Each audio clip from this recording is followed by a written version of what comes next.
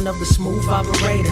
Shawty on repeat, I say sleep later. This another favor, consider me your neighbor. Lost a lot of fam in pursuit of the paper. She gon' catch the vapors when we slide by. The way I speak my mind, it's like I peak my prime, but I ain't close. I cruise through the night air, fantasy a dream, real world is a nightmare. Like Claire battling the brainless, learn to live shameless. Talk about me alive, but claim that I'm nameless. You aimless, so I'm style on them. They washed up, it's a rap, throw the towel on them. Gaining miles on them, otakus for the win. Tacos, it depend on the mood that I'm in. Like Finn when it's time for adventure. This some new blue, get ready to enter my mind for a few. Come and take a ride with the crew. I'ma show you how to recoup days lost when you vibe with the blue. Come vibe with the blue. Yeah, about time to regroup. Fly, got my eyes on the view. Never hear lies, only truth. Realize why they vibe with the blue. Vibe with the blue. Vibe with the blue. Vibe with the blue. Vibe with the blue. Vibe with the blue.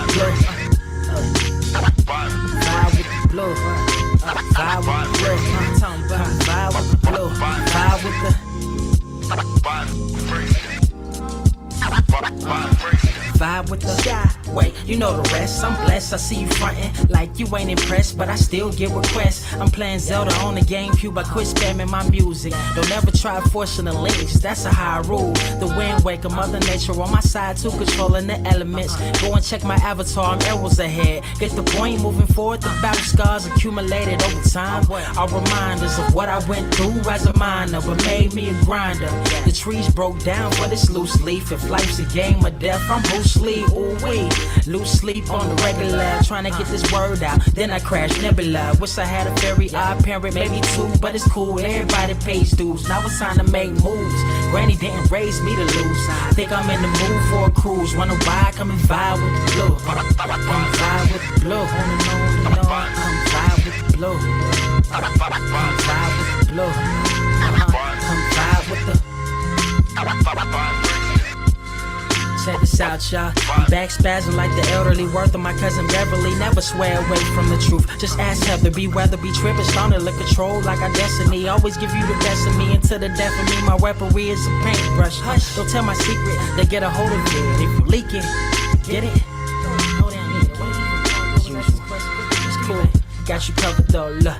But let me get back to that cool-ish, loose-ish. Why they still lying? They don't do this bad at board games. Whole world clueless, selling they soul for Roof Chris. Who's this honored fella? Need a sliced extra mozzarella. Crew fly, leg guy propellers. Humanity born like they don't trust fun. Why you dodge to tell her? You don't know, but my odds are better. Life's a gamble, depending on who holding the cards. You can start living at large or it's bon voyage. Charge it to the game. Me and you ain't the same. I'm thinking bigger pictures. Why you still shrinking the frame, ever blink in the rain? It helps when your eyes dry. Mob with the bright minds, think you funny, wise guy? Midnight marauder with a new tribe, tired of the fake. Come and vibe with the blue sky. Come and vibe with the blue sky. Why do you try? We get them high, take them high. What I do, come vibe with the blue. Yeah, come vibe with the blue. Cash, what up? Vibe with the.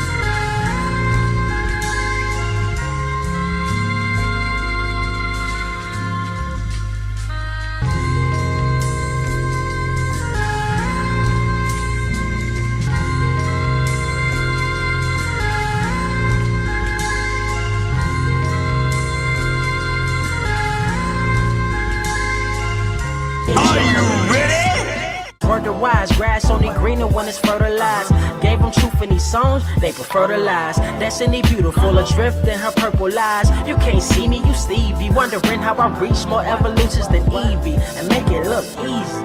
Man, dream on, yeah, dream on, dream weaver. Dream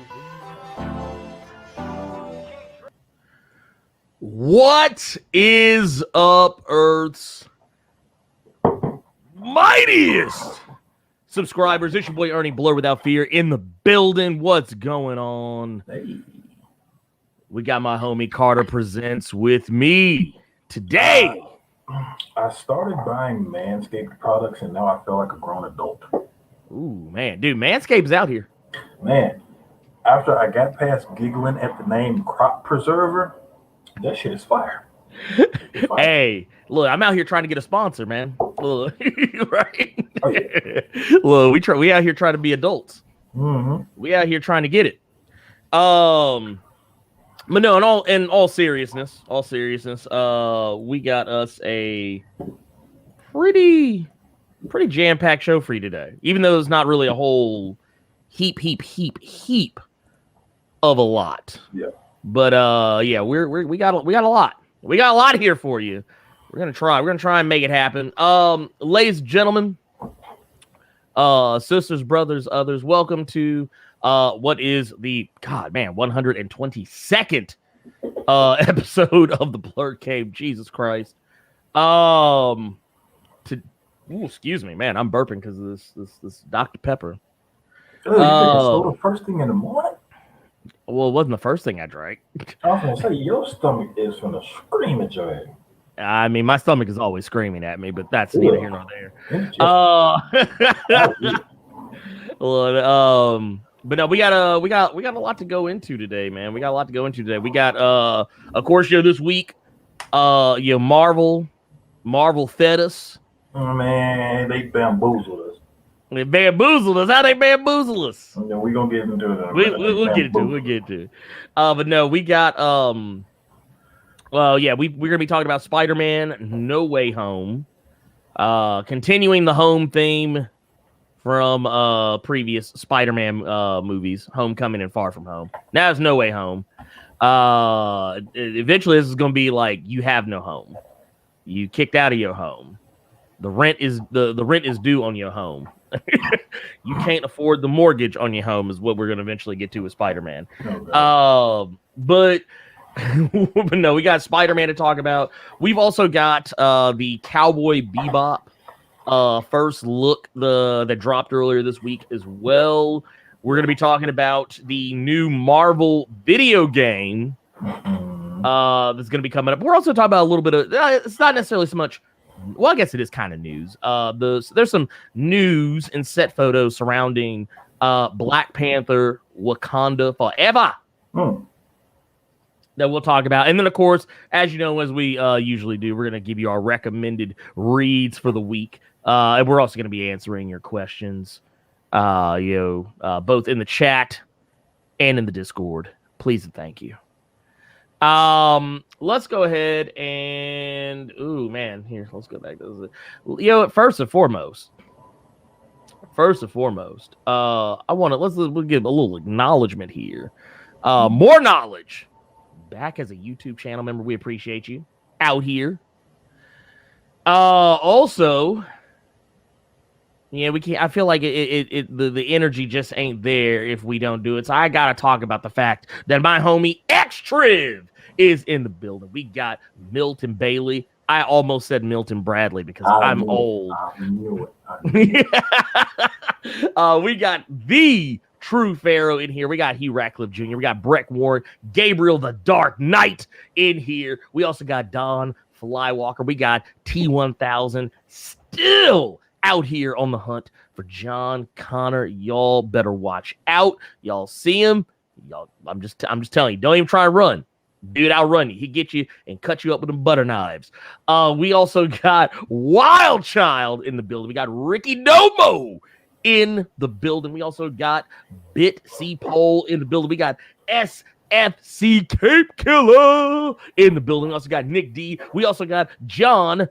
That's my real name, Smith. Hey, I'm not mad at you, man. I'm just asking what's up with Pocahontas. Ibrahim Johnson in the building. we got Trip 08201 in here. We got D-Ron Norred. We got Don Flywalker. Mailman is in the building. We got this guy, 38 Jose Panchaleaded. We also got Ed Boy in the cut. Yeah! We also got Geronimo Smith. We got Bentley Alexander in this motherfucker. We got XOXO 2000, Vampire Hunter Greg. If you don't know, this is the play cousin of Vampire Hunter D. Don't mess with him. He out here. We got the COBY in the building. We got Zombie Mitch. We got the Urban Prince of Strong Style in the building. We also got Joshua B1 to Lolly House, Splosh, Mario Freeman in this bitch. We also got Revolver Theory in here. We got Dark Knight 6396 in here. We got Absolute Venom. Got to go get him. We also got Born Star, Havoc Jenkins, Dark Main X, Metal Ryan Gaming, Traylock Kings, Hiryu Noshi in the building. We also got Malik Ross in here, Enigma 9x9. We also got the homie Scott Yar in the building. We got Brother Beige out here. We got RP Jesus 316 in the goddamn building. And you know what that means? RP Jesus 316 means you're going to be grinding in the first area for the first 40 hours of the game. Let's see here. We also got Triple Dot 31. Welcome to the Troyverse. And let's see who's at the Human Porch. Always. Carbike the Stoke, David Pledger. We also got the Alpha Griot in the building, the Golden Flamer. Oh my God, we got so I love y'all. I just want to say that. I'm still laughing at the Pocahontas line because when I was at work last night, I just started catching up on the Venture Brothers seasons I hadn't watched. And I just started thinking about Princess Tiny Feet. Oh God! Oh my God! Princess Tiny Feet. I'm dead. Princess Tiny Feet. Venture Brothers. I can't believe they canceled. Fucking, you know what? I can't even dog out Rick and Morty because I haven't watched Rick and Morty. But goddamn it, Venture Brothers. You should watch Rick and Morty. I don't want to watch it now because I'm on strike because they got rid of my fucking Venture Brothers, man. I mean, I understand it, but that's the thing though. They cancel the shit you enjoy. Yeah, they always cancel the shit you enjoy. They got rid of Venture Brothers for Rick and Morty. They got rid of Paragon for fucking Fortnite. Oh, by the way, speaking of, I now have Rick and Morty in Fortnite now. You can have fun with them. I don't like how Morty. I also got Wonder Woman. Also got your Wonder Woman. That's fine. I don't like Morty because he's in a little robot, but his little legs dangling and shit. Yeah. Actually, you know what made me mad is that they have the Get Swifty emote where you do the Get Swifty. It's not the same song. Like it's the same lyrics, but it's not the same song. If that makes any sense. Like the beat is different. It's like they did a different beat. But neither here nor there. Point of the matter is, we also got a super chat already off rip, $2 from Dizza Scraps. Says, can we get a wash your damn hands, please, sir? There you go. Man, that's so 2019, 2020. That's 2020. It's 2020. It was. I almost said it was a good year. It was a bad year. 2020, the year that the record books has stricken away. But yes, you can get a wash your damn hands. There you go. You can get that. You can have it, sir. You can have it. We also got Baby Toshiro with the $2 super chat. Says, "What's up, fam?" I thought you said baby toes. Trying to make a joke about Princess Tiny Feet. I was about to. It would have tracked. TJ Tanner, real shit. I'm gonna ban anybody who made jokes about that Fortnite shit. I think this is cornball. Oh, it's cornball as fuck. You got motherfuckers doing the Billy bounce on top of the MLK screen. So all them white folks and little ass kids that's dancing at the shit, trying to be like, it's obvious why you doing it. So that's right. Number two is epic, not even cutting off emo. You have to have known it was gonna be one of these FaZe Clan dickheads, or just somebody was gonna do some stupid shit like that. Is FaZe Clan still a thing?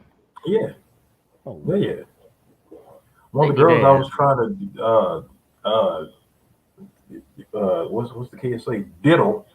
Her boyfriend was FaZe Clan. Oh God. These FaZe Clan motherfuckers is out here now. Got MLK getting headshot like JFK. Dude, it's sad. I don't know what they were thinking. It's not even January. Yeah. It ain't even his birthday. Like, what's going on here? Did y'all clear this with Coretta Scott King? Like, at one point, I can commit, because, like, here's the thing, because somebody was trying to complain about it in a thread that I was reading about. And, like, I see they just doing this because you know why they're doing it. They don't give a fuck. But it's like, number one, Epic did do this. A group of motherfuckers did it in that creative community, and then it basically, Epic bigged them up. It's just that you should have done something about the emotes. Because I can take Twitter jokes. I can take Twitter, because the first thing I saw on it when somebody was dancing in front of it was, man, I hope no one gets sniped. And it's just like, okay, motherfucker. It's like, really? You're clearly white behind that Twitter Abby. And sure enough, he was, which I didn't feel as bad because he actually was Caucasian. But if they have an anime picture or like they have like a random stock photo of a black person, they're usually white. Yeah. They're usually white. I screenshot that picture of him and was like, y'all destroy this man. And then he blocked me. Oh, damn. But the work had already been done because they it's too late. It's too late. But no, King Kuta with the $5 super chat said, since I found out your age, I got to call you OG, triple OG Blerd. I mean, I'm up there. He was around when the phrase OG was created. I was actually. I was there. See, y'all don't realize we both from Memphis. So you got to multiply that age. So that's in goddamn dog years. We both some goddamn Gandalfs running around here. We old as hell. Look, got the long. Look, the only thing missing, we ain't got the long ass beard. Could we shave? Because we're adults. We're adults. But we out here smoking the pipe weed and just some whole ass wizards out here. Trust me, we have some old wooden ass rocking chairs that when we sit down, we have to do the. Look, got the creak in it. You gotta make the creak, but then you gotta realize you do not mean to lean this far back. Right. But it's too late. You just got to. You committed. In the middle of telling your story, you ever so often are trying to hoist yourself up. You know what I'm saying, son? Then you gotta end with that. Right. Yeah, that's what we play out. Look, when you lean back, you kind of get that. Because you think you about to fall. Oh man, we got Stardust Radio with a $2 super chat just coming through the show with some love. We appreciate you, pimp. We appreciate it always. We also got Black Death. That's a man. God. That's what I wanted to do to that girl whose boyfriend was in FaZe Clan. God damn. Hey, look, I ain't gonna lie. That's some baller shit right there if you'd have done that. Now I'm thinking about, I'm literally, what's that, the stock image that you see where it's the one white girl and a bunch of black dudes just surrounding her and she on her knees. Like, I'm just imagining that white girl is death now. Anyway, I said I need Nate. With Anakin Skywalker as pro. Lord, hey, it's out here. Says I need Nate Gray to come back to Krakoa. I mean, he technically kind of is. I mean, he's around. He's him and his pouches. They're around. Yeah. You know, they got pouches out there. Describes the $2 super chat says, Carter, have you gained any interest in Titans? I'm gaining more interest in now stealing and using the phrase I gave a girl the Black Death. So this man.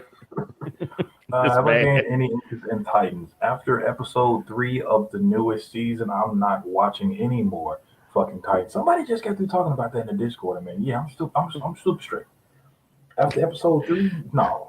After what they did to you, boy? No, I'm good. I go watch Young Justice.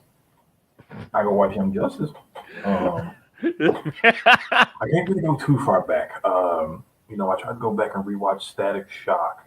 I'd rather just read the comic now. When I heard Lil Romeo on the theme song, I shut my whole PC down.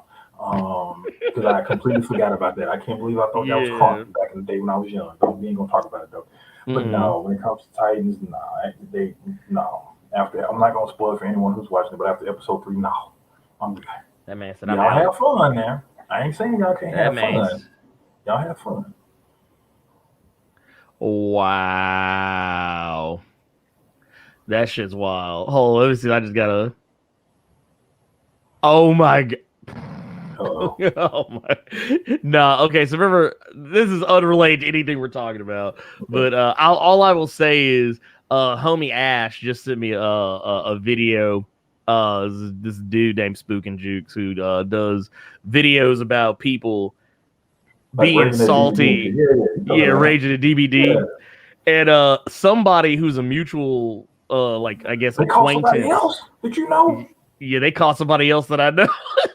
And here's the sad part. This is the second. It wasn't the same person that got them before, but it's the second time they've been caught in a video like this, where they were getting fucked up and they were like complaining about being stream sniped. And... Wait, is it the bitch ass bitch we were talking about yesterday? No, different one, Okay. different one, Okay. different one. But same circle, same circle. Ugh. This is why I be telling folks, man, don't be getting mad at when you on stream. Don't be getting mad at DBD like that. Don't be getting mad at motherfuckers like that because you never know who else is actually streaming. And Spook and Juke started doing this thing where he started asking for submissions. So if a motherfucker sees you out here, even if they ain't a streamer, they gonna clip your shit and send it to him, and you gonna be on his top 5 salty streamers of the week. Ooh. This is why Ernie doesn't get visibly angry when I am getting fucked up in that game. Anyway, This is why Carter let's just stopped streaming it, or he just left the lobby and just was that quiet for a minute. Oh my god. That's how you handle it, man. But man, let's get into this. Let's get into Spider-Man No Way Home teaser trailer. We're gonna basically show the trailer. We're gonna break it down. We're gonna kind of show you our thoughts on it. We're gonna break it down, review it, all that good stuff. And wow, I love how teasers. The term teaser has changed. It's not the same anymore. Used to be, man, teaser was like 30, maybe 50 seconds. You might get a minute, maybe. Yeah, Dude, no. Nah, this is a whole 3-minute trailer, bro. To be fair, about 20 seconds of it is an advert for PlayStation 5 controllers, but that's neither here nor there. Wait, when did trailers start turning into anime where they show you like when you get the recap? You get the recap of what you were about to see in the first 5 minutes, and then you get the theme song, and then you get the show. This is why anime pisses me off sometimes. I was like, anime treats you like you fucking stupid. They treat you like you. Y'all, that is it for the Blerd Cave. I am Blerd Without Fear. This is Carter Presents. Peace. And then we just go right into the beginning of the Blerd Cave. I'd be mad, motherfucking dog. I'd be so mad. What if I just woke up and I'm like, damn, I missed the cave, and then you just bamboozled and just caught your ass. That shit just immediately go in the sky blue. You're like, what the fuck? But see, that's the thing that kind of amazes me about this sort of stuff too, because you know who your audience is. Yeah. You know these motherfuckers are binging this shit. You know these motherfuckers are binging. They don't need a recap. They literally just watch the episode. you know they gonna mainline 50 episodes in one night. Recap. If this is our first time seeing the trailer, we want to be shocked at what's in the trailer, not see the shit that's gonna shock us 5 seconds before the trailer starts. Right? Oh, and you hit your way right now, and you out of nowhere already tired, but then it's time to start fucking. Like, wait, what? I mean, that has happened. That has happened. Like, come on, dog. Like, your wife is laying there already tired. Ernie, you were the best. You're like, wait, what? Huh? It already happened, and then you gotta, oh shit, now it's time to go, but it's too late because she already laid out snoring. She already drooling on the pillow and shit. You was like, why do they do that? Why do they do that? Hey, I wish I had a good answer. I will say this, and yes, Jose, yes, they have not stopped coming after me for trailer reactions. They have not. The difference now is that I've been more selective about which trailers I do because I've noticed some companies are incredibly litigious. Big word. Yes, which basically means they're gonna sue your ass. That's a $40 word for they gonna sue you. And I really want us to start doing trailer reactions because I see way too many fake ones and the blatantly fake ones. Right. Like, okay, it's stupid. It's really stupid. Like, okay, and I'm not trying to throw shade. I really am not. But I will. I literally saw in my recommendeds the other day. You remember that? Remember we were going to do a trailer reaction for that new Masters of the Universe cartoon, the one that's not the one that Kevin Smith's doing, the one that's for kids, the one that's very obviously for kids. Obviously for kids, you ain't want to watch it. Right. That was the thing. I see Tyrone Magnus's big ass. Wait. You just okay? So we both got through talking about people who just do fake ones and fake reactions and shit like that. Yeah. Literally, I was about to say it, but didn't want to cut you off from bringing up He-Man. But I was literally about to just go 1 million subscribers. Woo! I was about to. Oh my god, dude. Well, no, even the thumbnail, the thumbnail though. He was sitting here. He already had an ugly look on his face about the trailer. I was like, dude, first off, you watching a trailer for a show that's for kids that are literally 20 to 30 years younger than you. Go on somewhere. Anytime so this I think will explain why I don't watch Tyrone Magnus shit anymore. I watched him when I was young, and you do a lot of stupid shit when you're young. This is the man who did not really enjoy Suicide Squad because it was, in his words, unsettling and a lot of gore.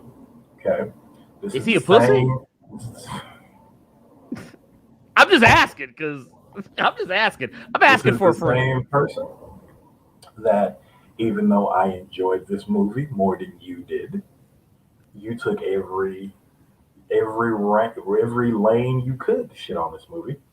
But Tyrone Magnus is the exact same person who said that the Snyder Cut was the greatest superhero film of all time, better than all the Marvel stuff, this, that, and the third. This is the same person, let's keep it with the anime fans that watch The Cave, that said that he does not like Vegeta and Majin Buu because their shoes are fucking weird and he doesn't care what people have to say about it.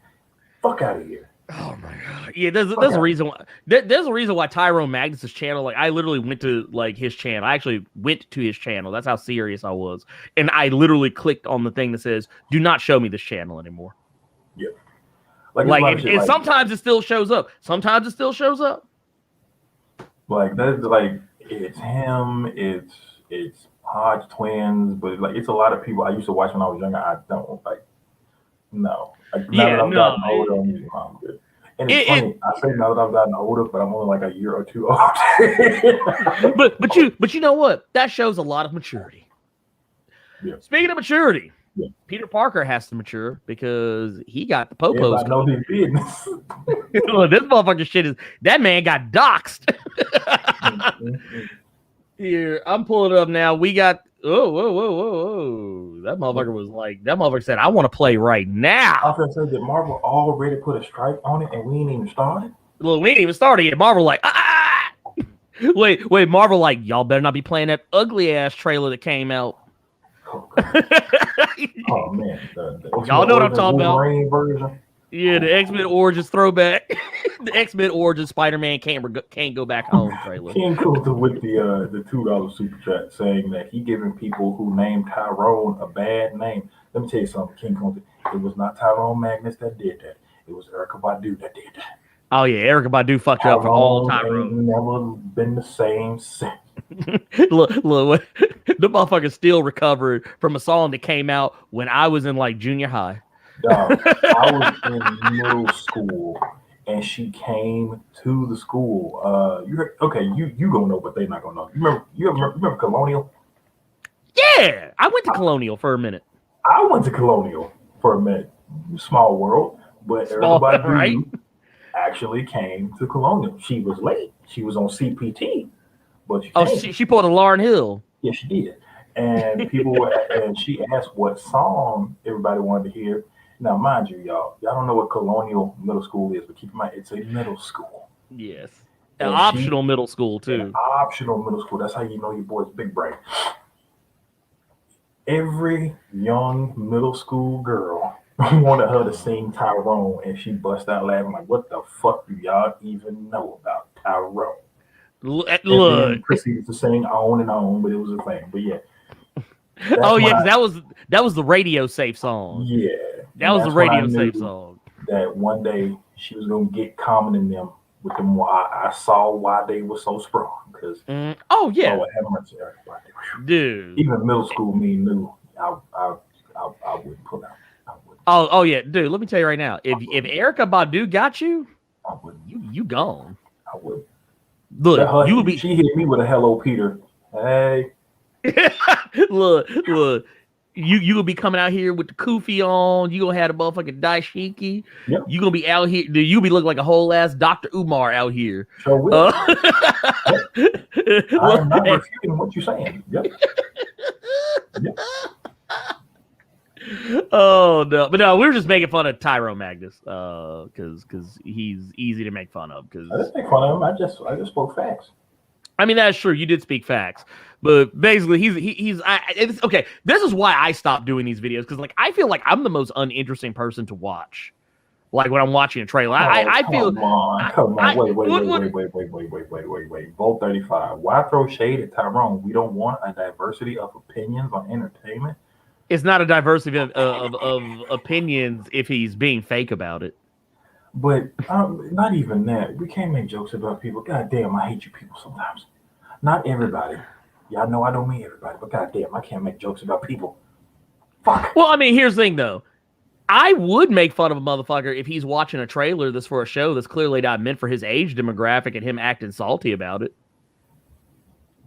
God damn. I mean, why are you watching a trailer for a kid's show? God damn, I can't make jokes. We can't make jokes. How many random fucking jokes have I made about Rob from Comics Explained on here on several occasions? Now I can't make jokes about people. I can't throw shade. It's throwing shade is basically a way of roasting somebody. Oh my god! See, this is how you know. Remember how we talked about this last night, Carter? We talked about how motherfuckers from Memphis is built different. Yep. like we're from Memphis. We like Maverick. Carter can literally tell you. We were actually talking about this last night. Yep. Me and Carter have literally gotten angry with each other and thrown shade at each other and still turn right around and we still cool. For an example, we were both talking about, I brought up the fact that, you know, he kind of called me out for not playing certain games that he would want to play because of my salt, and it's kind of irritating when I do that shit. I realized he was throwing shade at me, threw it right back at him. And then the first words out of my mouth were you home safe from New York? That's just how that is. We built different. Motherfuckers from everywhere else be sensitive as fuck. If it was other motherfuckers, they'd be like, man, I see, that's why I can't fuck with you no more, dog. See, man, why you always gotta be like that? Nah, see, dead that shit. But anyways, let's start the trailer and I love how the woman literally, she's sitting there, she's like, y'all gonna click the button? I just remember her from Barry, so it's funny seeing her in Spider-Man, though. Bruh. Okay, I thought it was just me. Okay, anyway.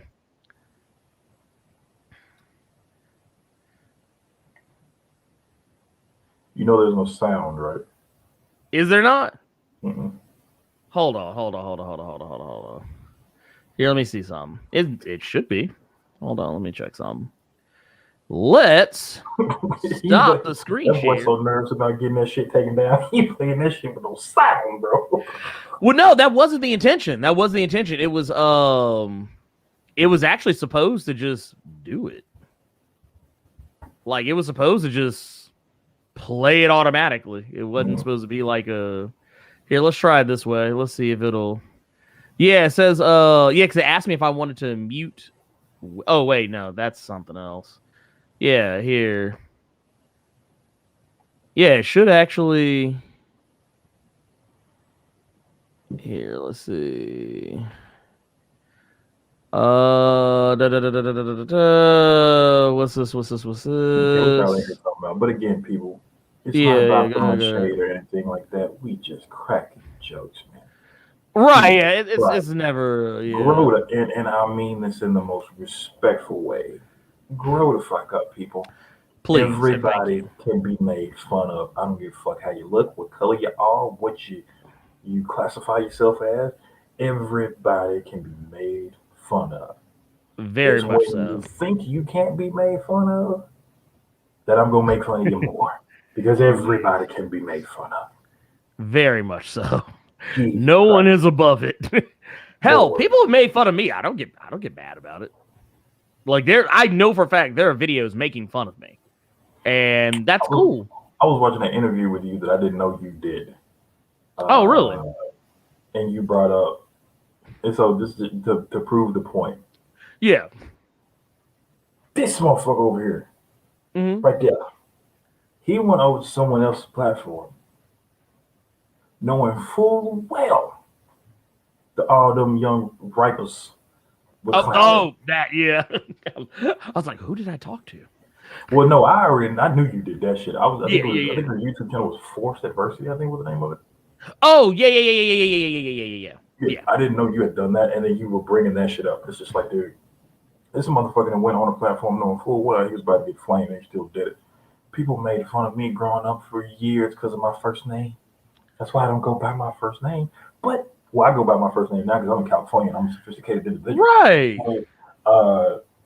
Everybody can't be made fun of, people. Jesus Christ. Right. Grow a pair. Even the ladies out there. And I think y'all do have a pair because y'all conceive. Y'all have kids come from down there. Y'all got to have something to handle that pain. But please. Bruh, you just killed me. Grow up, people. Thank you, Gabriel Knight. You got to be able to laugh at yourself. Well, I mean, and if you can't, I don't know how you're gonna survive. Like, I don't know how you're gonna live if you can't laugh at yourself. By the way, I actually have a Carter.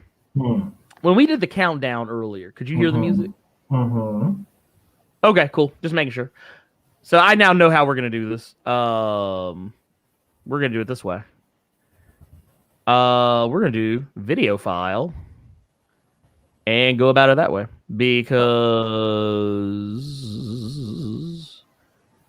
that's just how we got to do it. Okay, cool.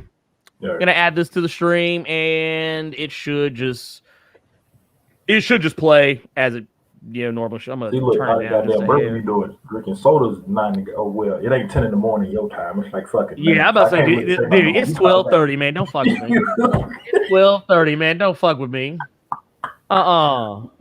Nah, bro. Remember, it's not even noon over here yet.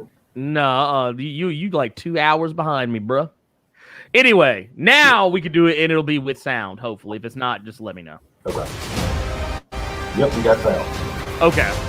I felt the strike hit me already when I heard the thing. Oh, this is a good one. Some suggest that Parker's powers include the male spider's ability to spider minions. Females. Stop, come on. Yes, my spider. That girl is mid-20s and still looks like she go to fucking Cologne. All right, dude. I already feel like Tom Holland about to get hit with 17, 20 years right now. The drones did. The drones that are yours. Oh. Does any part of you feel relieved about all this? What do you mean? Now that dude, all your business in the street. To hide or lie to people. For the record, I never wanted to lie to you. But how do you tell someone that you're Spider-Man? I hate you. Dude. Now everybody knows. But this is about dude, everybody in your school ain't shit. They taking pictures of you. Yeah. I've just been thinking about. I hate stories like that where people dick riding you when you say it.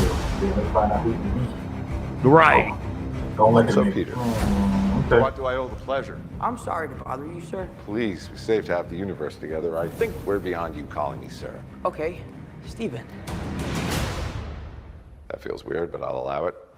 That shit felt weird to me when you said it. Right? I was like, no, you call him sir. Maybe you can make it so that he never did. Look, I love how dude got the cape and the hoodie on. Got the Parker on with the hood back. It's too dangerous. Fine. I won't.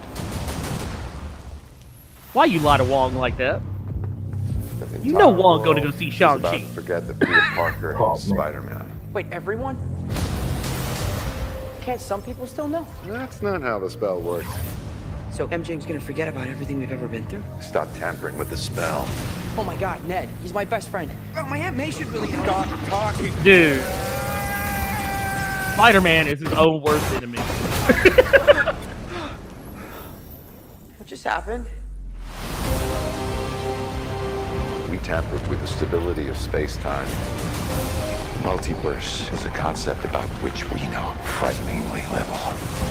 Bruh.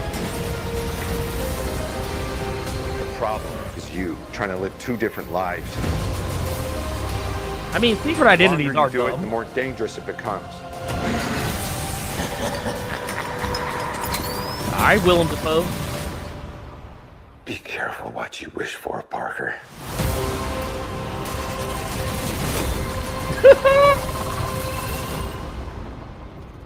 Hello, Peter. Dude, they de-aged the fuck out of Alfred Molina. I didn't even think they de-aged him. I think it was just the terrible time he has right there. You ain't shit. You ain't Oh, hey, do you want to get us some PlayStation 5 controllers? I don't even have PlayStation 5. Man, it is what it is, bro. Anyway, that's the trailer. Mm-hmm. Carter, Yes. before we really start getting into this and breaking it down, like, what were did you have any thoughts on it, man? Do you want to share your thoughts? I enjoyed the trailer up until a certain point, and then I continued to enjoy it past that point. Okay. Do you want to share what that point was? So you and I both know what storyline this derives from. I think there's going to be quite a Yes. few people that are comic fans that know what story this derives from. Okay. Yeah. Yes. That Peter Parker was older, mature. Right. Okay. This Peter Parker is young, dumb, and never mind. But now you all are going to probably flame me for this, which is I completely understand that you would. But for him to, all right, no one needs to remember that I'm Spider-Man. And then, oh no, what about my girl? Oh shit, what about Ned? Oh, what about like, bro, shut your ass up, dog. The fact that that's what fucked everything up makes me not like his Peter Parker. Well, okay, all right. I'm kind of with you on that one to a degree. And yes, we are going to talk about the bomb and all that stuff. We're working our way forward, and then I'm somebody who has enjoyed these Spider-Man movies, but then that shit annoyed me, and I'm like, Tobey Maguire wouldn't do that. I mean, he would have been annoying, but not that. It would have been his voice that would have been annoying. That's what it would have been. His voice. I'd be like, man, bro, just shut up. Yeah. But no, okay, so yes, I totally get where you're coming from. 100,000%. For those of you who know what we're talking about, it's the fact that this trailer, this movie rather, is basically adapting the storyline One More Day. Dan Snot. Well, it's the the whole, what was the whole premise was like the fact that Spider-Man, his identity was out there because of Civil War, and people knew who he was, and the thing that was kind of messed up about it was that since people knew who he was, they knew where to find him when he wasn't being Spider-Man. Someone tries to take him out, trying to assassinate him, but they end up clapping Aunt May instead. And then it just turns to shenanigans from there. Mephisto, he gets involved, and he's trying to. I think those are two different ones. You're thinking about Brand New Day. I'm talking about One More Day. I thought Brand New Day was when Aunt May got clapped and he went to Mephisto.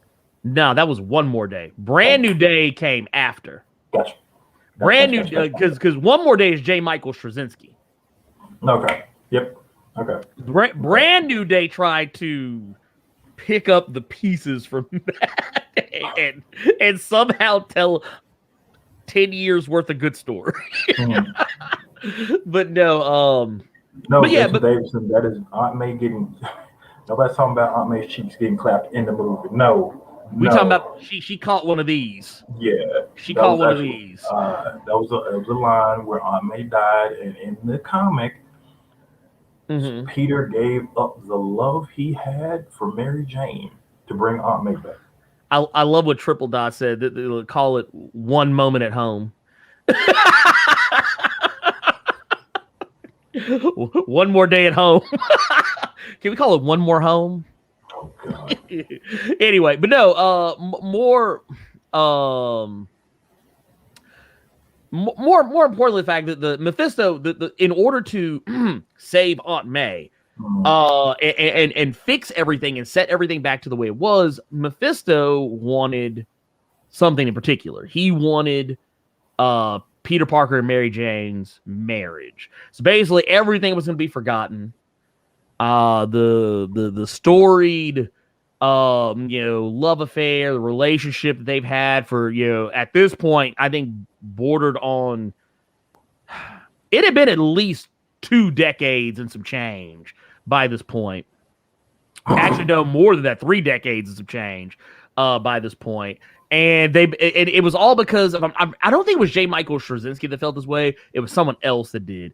And I can't remember who it was, but I know there's someone who's universally disliked. But they basically felt that Spider-Man, Peter Parker, should not be able to pull someone as hot as MJ. And that's kind of where all this came into play. But basically, they did this whole deal where, Spider-Man's back to square one. That was kind of the whole deal. Like, Spider-Man is, he's back to basics.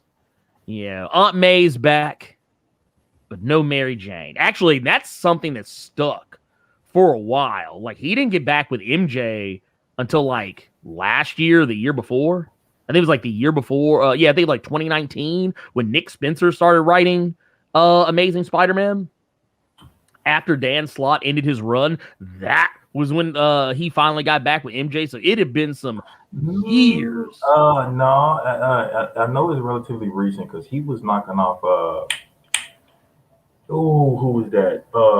Mockingbird. Well, no, he was knocking off Mockingbird, and he was kind of off and on fucking around with Carol Danvers. But like, that's right. That was all in the middle of that.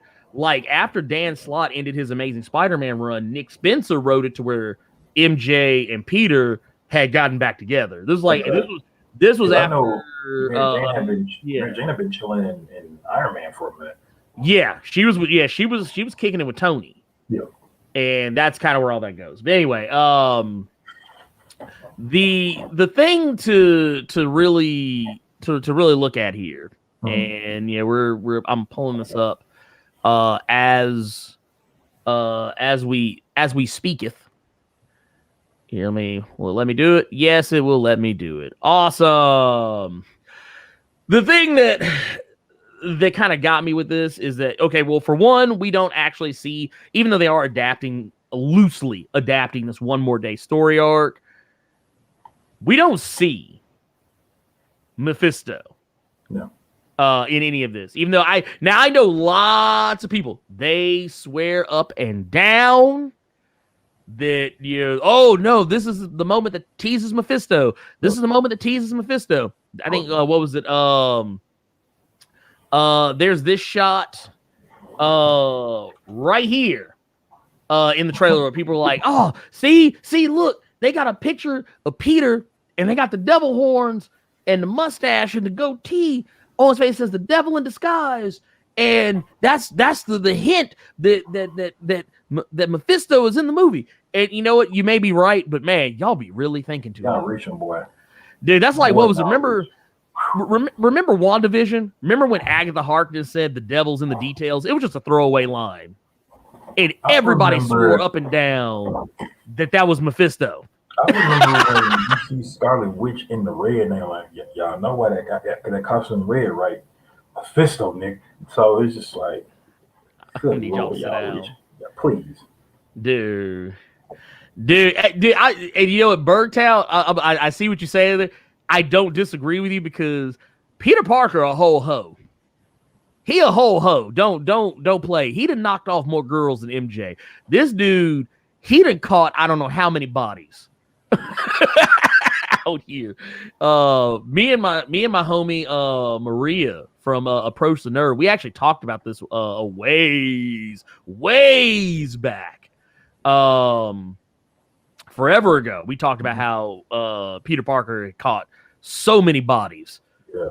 He had just the spider pipe, I guess. He laid the spider pipe down. But anyway, neither here nor there.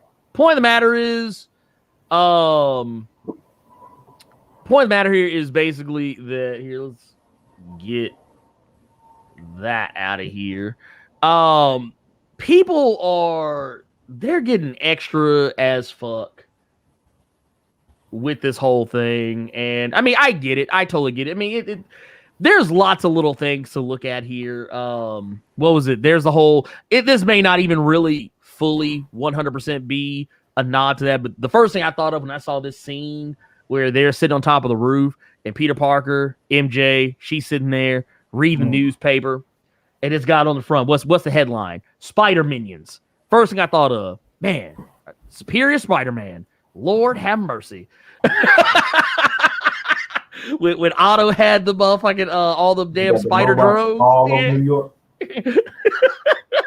Why Dude, was actually right here next to me? Dude, see, look at you. Look, can we say that the Blerd Without Fear channel is a Superior Spider-Man stan account?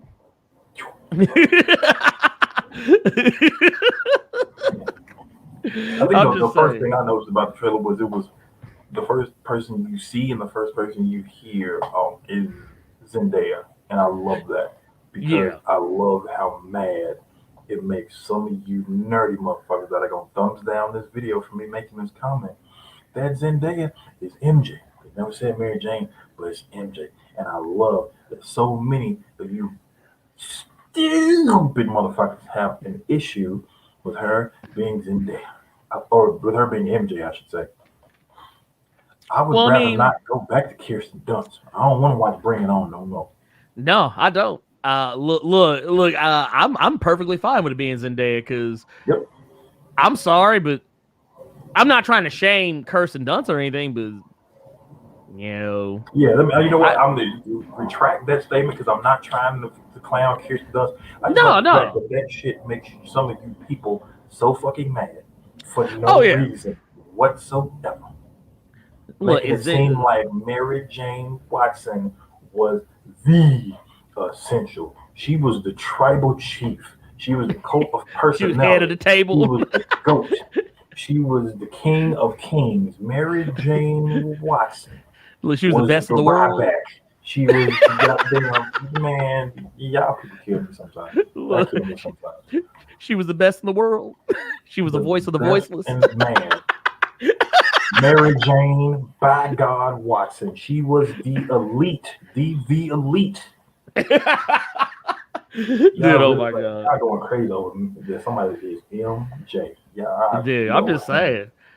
I'm perfectly fine with Zendaya. Look, that could stay. That could be a thing for the next 50 years, as far as I'm concerned. Yeah. But the whole thing is like this movie is going to be a huge departure from the previous two movies. Not just in the fact that there's a lot of shit going on in it, but the fact that remember in the or I'll say it's going to be it'll definitely be a departure from the previous two. But remember how in the first movie what was the one thing everybody walked away from that first movie?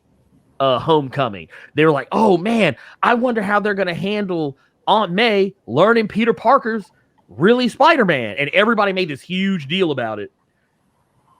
We didn't have Avengers Infinity War, Avengers Endgame, and then Spider-Man Far From Home comes out. Chrome running? No. Oh, because you're doing that thing. Weird, because it's not doing it on my side. Hold on. It might just be me. I don't know. Let me. Okay, yeah, I see it. I see it on this side. Let me just close this, and maybe that'll make it go away. We'll get rid of that. I had to go over to the stream, but that always kills me about stories like this, where you public enemy number one, but you was a fan favorite when you was out here saving motherfucker. You just saved half civilization. Yes. But now you're the devil. Oh, but no, that's the thing I want to get back to. Yeah. They made this huge tease about how they were going to handle it, and then they never did. How they were going to handle Aunt May learning.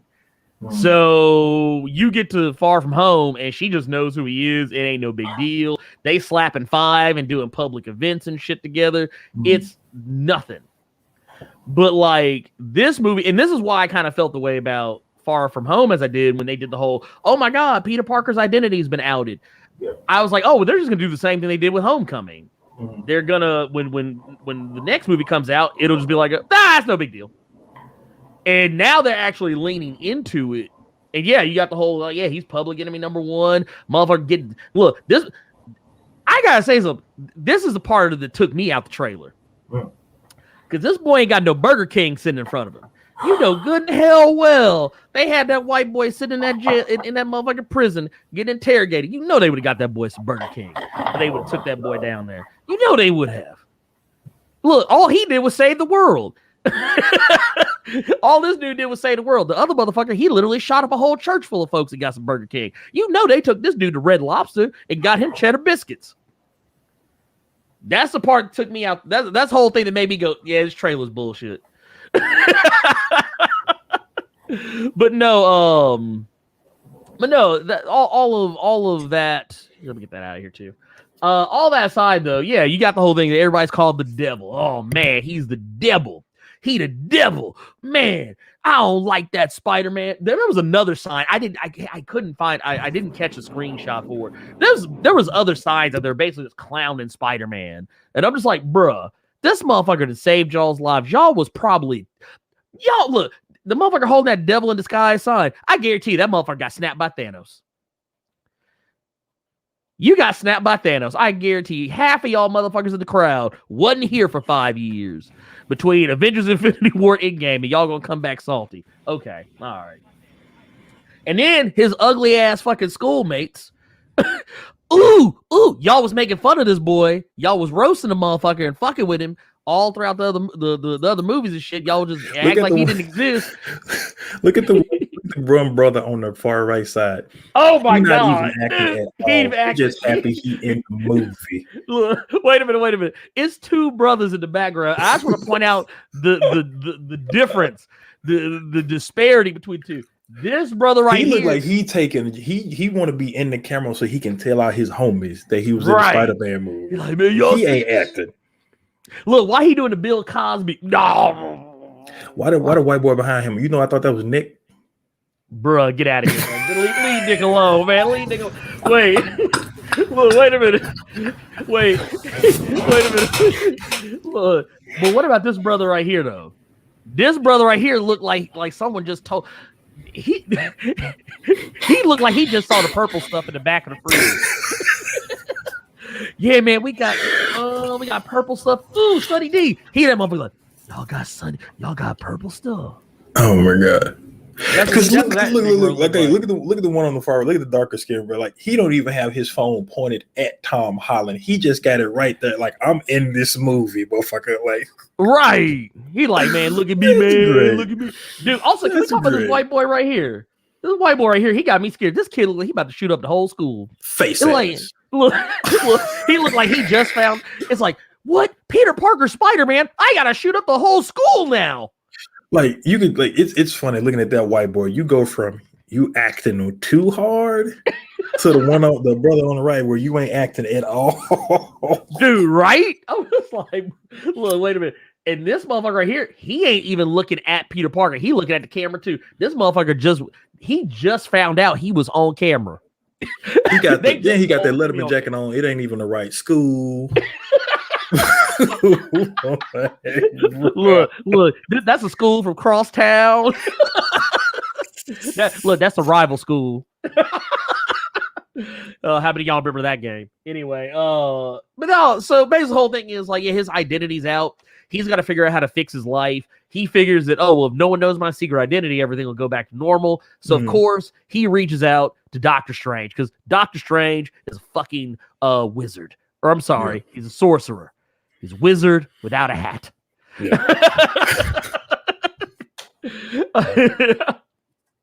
But no, and also I just appreciate the fact. Look at the fit right here. Yeah, he got the starter jacket on, but still got the cape with it, boy. Right, dude, and don't even have the hood up either. He got the hood back, pushing down the collar on the cape, making it go RJ further out. Hand, is that? I'm trying to look. Is he really wearing Uggs? I think he do got on some Uggs. Look at the boots. God. Look at the boots, that dude. and he got the sweatpants on. He got the sweatpants on, and he got a hoodie on. I'm gonna tell you one thing about this trailer. I was reading in the comments. I thought that was kind of fucked up. What? A lot of comments that I read about this trailer when they got to this scene, more people wanted to know why there was a goddamn blizzard in Doctor Strange's house than actually talking about the trailer. Right? You know, it's something cool. I wonder if they're gonna make a series about like motherfuckers are more infatuated. They act like the Black Winter just went off in his house or some bullshit. Goddamn.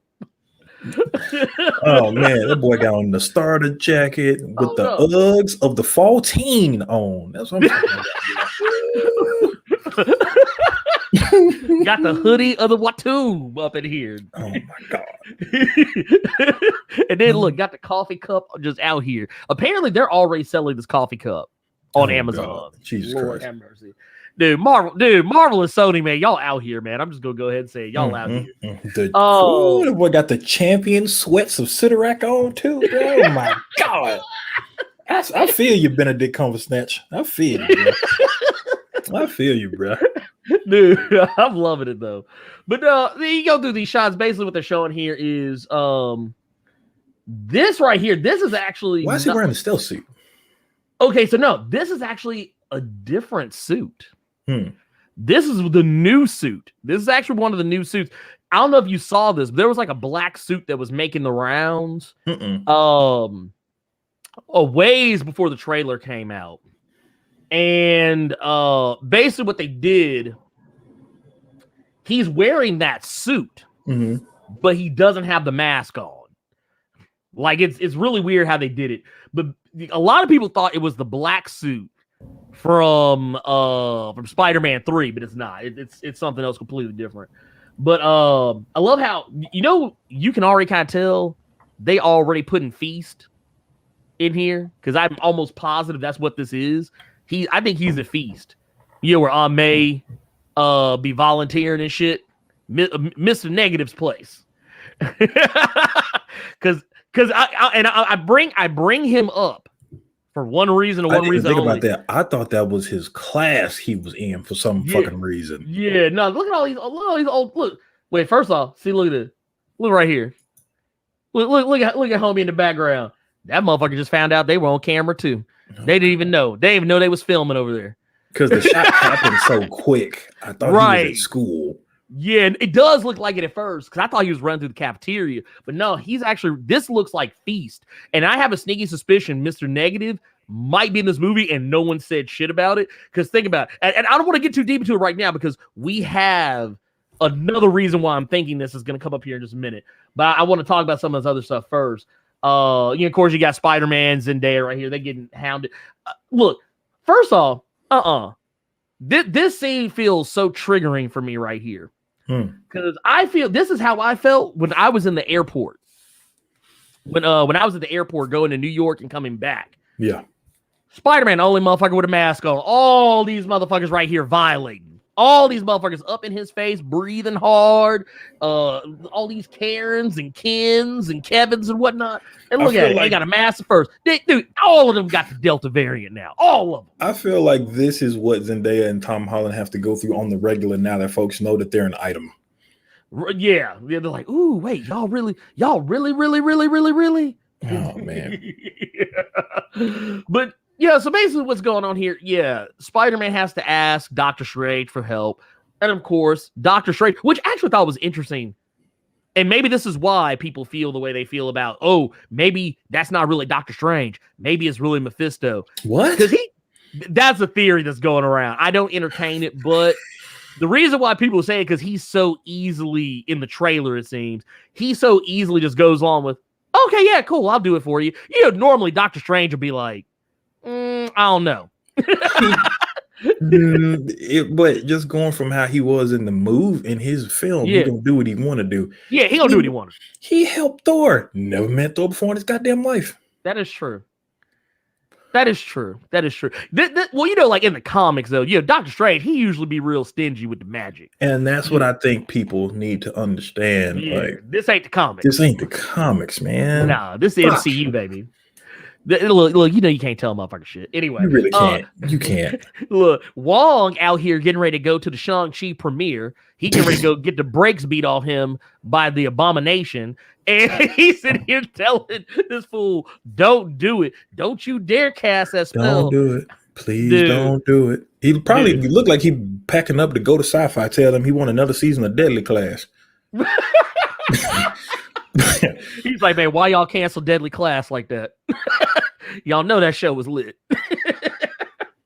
But no, this motherfucker right here, oh my god. But yeah, of course, Doctor Strange gonna do what he want to do. Soon as Wong go through the goddamn firecracker gate, is over, and he gonna do what he gonna do. He already cast some spell. Look at him. He already see how he got the finger right there like this? Look at that. Why he look like he's Salt Bay? Like he just like doing a little, he dabbing some salt on the spell. He looked like he holding something that somebody want him to try to eat, but he ain't never had it before. So you always touch it, you always grab it like that, like it's about to be nasty shit on the planet. Right. You gotta do that. You gotta do that shit. You gotta do that bullshit. Yeah. I'm gonna tell you what, because I keep seeing people talking about Mephisto. I'm gonna tell you my theory here. I think Mephisto might be in the movie, but I don't think he's gonna be in the movie the way y'all think. If Mephisto is in this movie, I would not be shocked if that motherfucker did not show up until the very butt ass end of the movie. And by butt ass end of the movie, I mean like a post-credit scene where they'd be like, oh yeah, it was that motherfucker all along. I don't think that motherfucker just gonna be in the movie. It's too many fucking characters in this movie. It's already it's too much already. Yeah. Spider-Man, he out here. First off, I love how he like, well, you see, I get what you're trying to say, but I just don't think racism exists in America.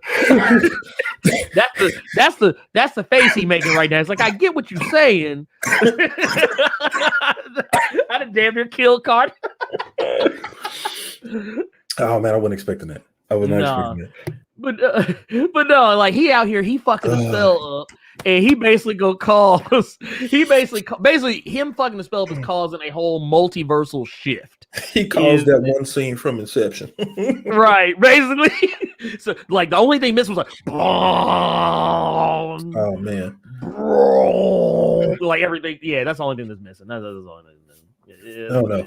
I like that we're getting more Doctor Strange in this new phase. Yeah, I love that. Yeah, because for a minute I forgot this was a Spider-Man trailer. Yeah, and Slick thought this was Doctor Strange in the Multiverse of Madness. I'm just saying. What, dude? You know what? I can lie. What if we found out that the it ain't gonna happen? I'm just saying. I just think it's funny. What they put. You don't have a frame of reference, but because you don't watch Rick and Morty, but it would make me laugh if it was like one of the new episodes of this season where everybody thought that the other was like a decoy. And it was really just a bunch of random ass other like Rick and Morty's whole families and clones and shit. Nobody knew who the real one was. And it turns out this is a whole other Earth. They got shit to do with shit. But that's not the case. It won't be the case.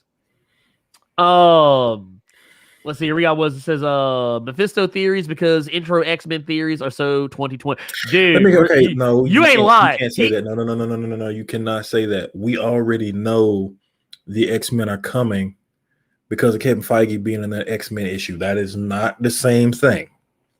That is not the same thing. I know Ernie gone, so I'm hoping his frame rate get fixed when he come back. Because I know y'all think that the Marvel lot just cheapening him out right now. I understand. Anyway, leave me alone. Anyway.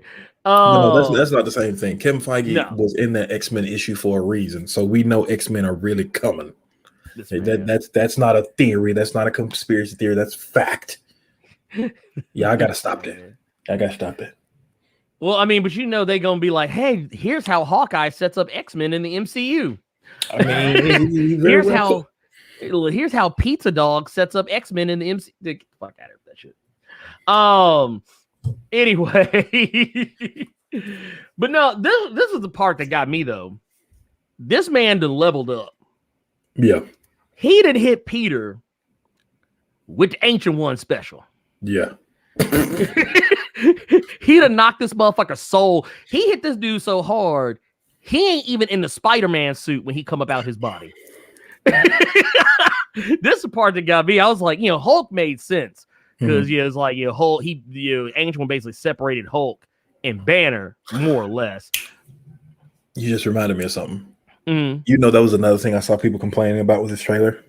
Was that he has his regular clothes on and then the Spidey suit on top of it, because he wouldn't be able to maneuver and shit like that. Because at the end of the trailer, he has that suit on with the fucking Vans, and then the spider suit goes over it. So many people were fucking complaining because they were like, that's not practical. He would not be able to move with a suit on and Vans with the Spider-Man suit over it. But wait a minute. But here's the thing, though. Y'all let Tony Stark get away with that shit? I mean, I don't know. That's one of those things. I'm just kind of like, it's whatever. I don't care. Yeah, but no, that was one of the main. That was one of the main things I used to see that I saw people complain about. I'm trying to figure out when the fuck Doctor Strange was able to learn that if that woman been dead and gone. That's a very good question. That's actually a very good question because I have no idea. Yeah, I have no idea. And here's the other thing. Question I got about. This right here, because you see it's got it's got the same symbol. It's got the Agamotto symbol on all like 6 sides of it. Whatever it is, it's something that's important. Yeah. Whatever it is, I'm not familiar. And to be fair, I don't read a whole heap of a lot of Doctor Strange. So if it's something from that, I think that's probably this specific scene is probably the only realistic scene that was in the movie, because I think all of us can attest to this, especially if you're if you grew up in a black family, whether it be your mama or your grandma, you have been hit that hard. Oh yeah. That hit when you want to scream, but it won't come at you. That's what that is. Like you'd be like, how Al Pacino tried to get that scream out in Godfather 3 when his daughter got shot, but the scream we've all been hit like that. That's real. That's real. Oh yeah. I don't know how to feel about a white man being able to have that ability, but that's real.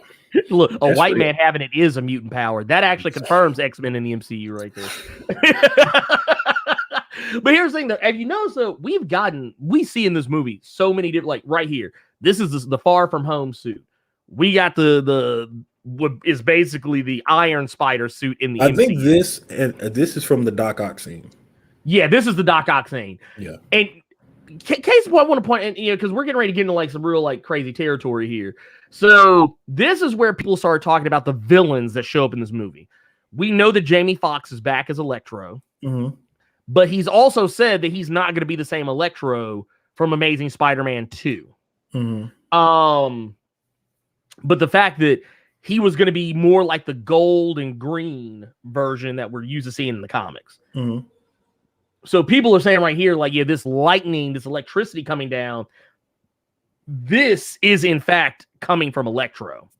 Now, Sandman. Oh, go ahead. Oh, I'm gonna let you finish that. One. Go ahead. Oh, Sandman is also rumored to be in this as well, with Thomas Hayden Church, I believe it was, coming back to reprise the role. We haven't seen anything really confirming or denying this, but a lot of people also think that this scene is also teasing Sandman because of how the ground and the dirt like swells up around Spider-Man when all this stuff is happening. Yeah. But no, go ahead. You were going to say. So, number one, it's funny that people thought that was immediately Sandman. I mean, it could have just been lightning bolt hitting the goddamn ground and blowing the ground up, people. That's number one. Number two, this is me throwing something out there, because with you having it as a still shot, I can see it a little bit better. Go ahead. Is that the Tobey Maguire spider suit? And the reason that I ask that is because the one thing about the Tobey Maguire suit was the lines that you could clearly see like a fucking basketball almost. Is that Tobey Maguire suit? No, this is actually the suit that we saw earlier. Oh, that's supposed to be the new suit. Yeah. Oh, okay. This is the new suit from earlier, but it does have those similarities. It's supposed to be some kind of multiversal suit or some suit that allows. Don't make me lie to y'all. Okay. Honestly, this is a new suit to sell some toys. Let's be real. There you go. But the other thing that people saw is the pumpkin bomb.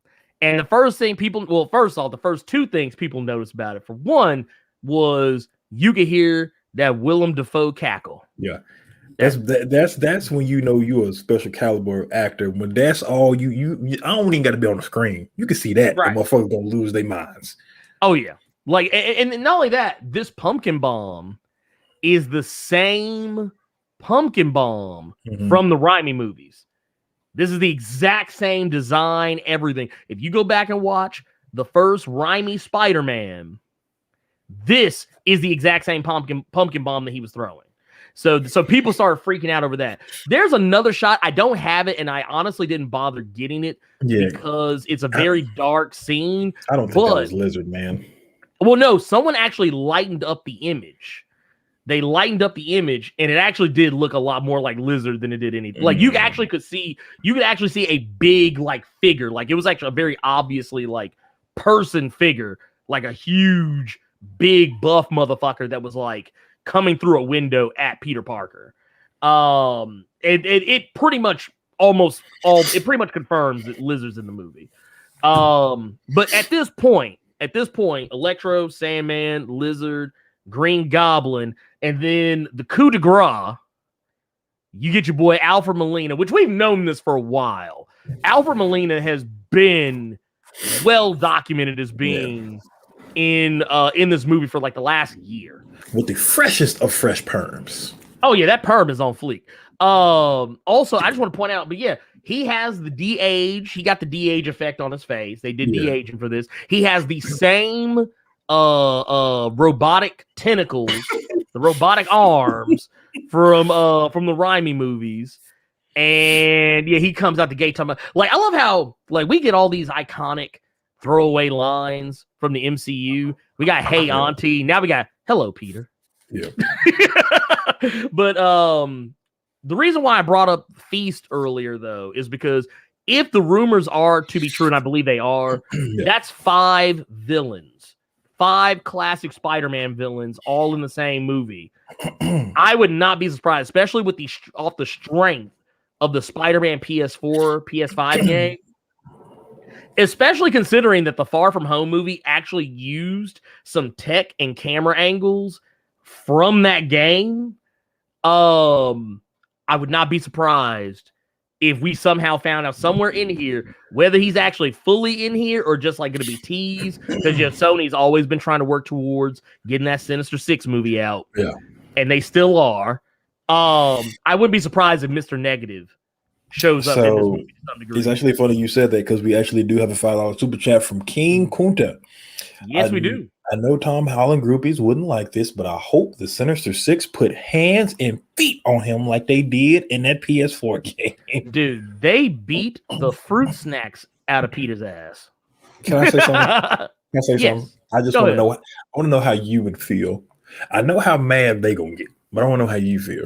Yeah. So we see that pumpkin bomb. We heard that laugh in the background.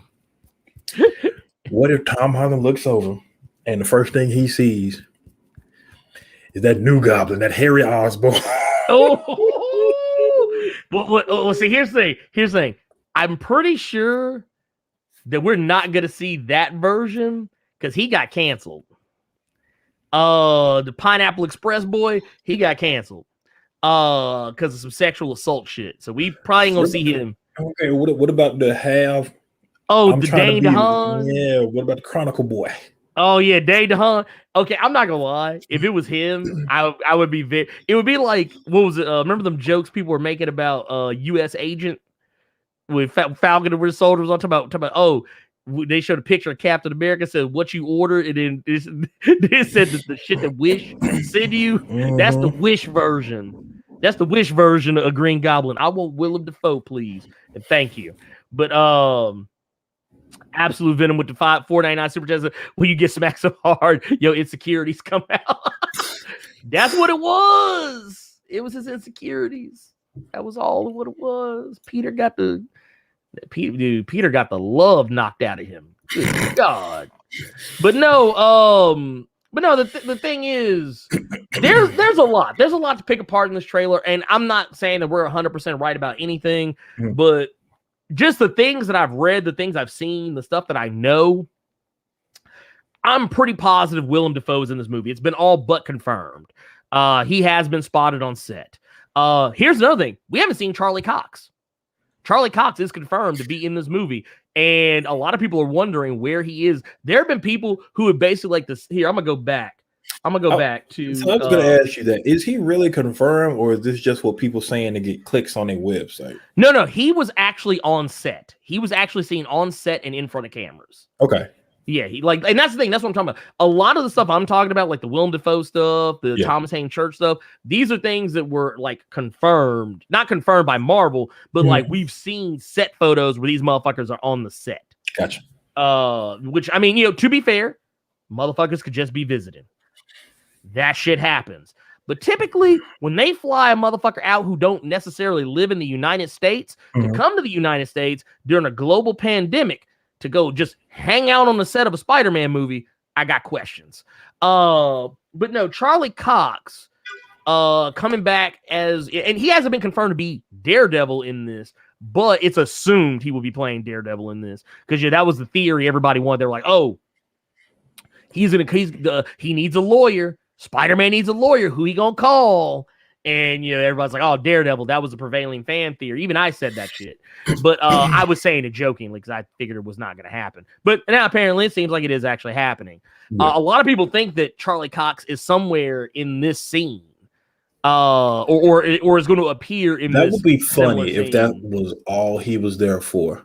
I'm his legal representation, and then cut to another scene. That would I would die laughing. Okay, and here's the thing. I think you're correct.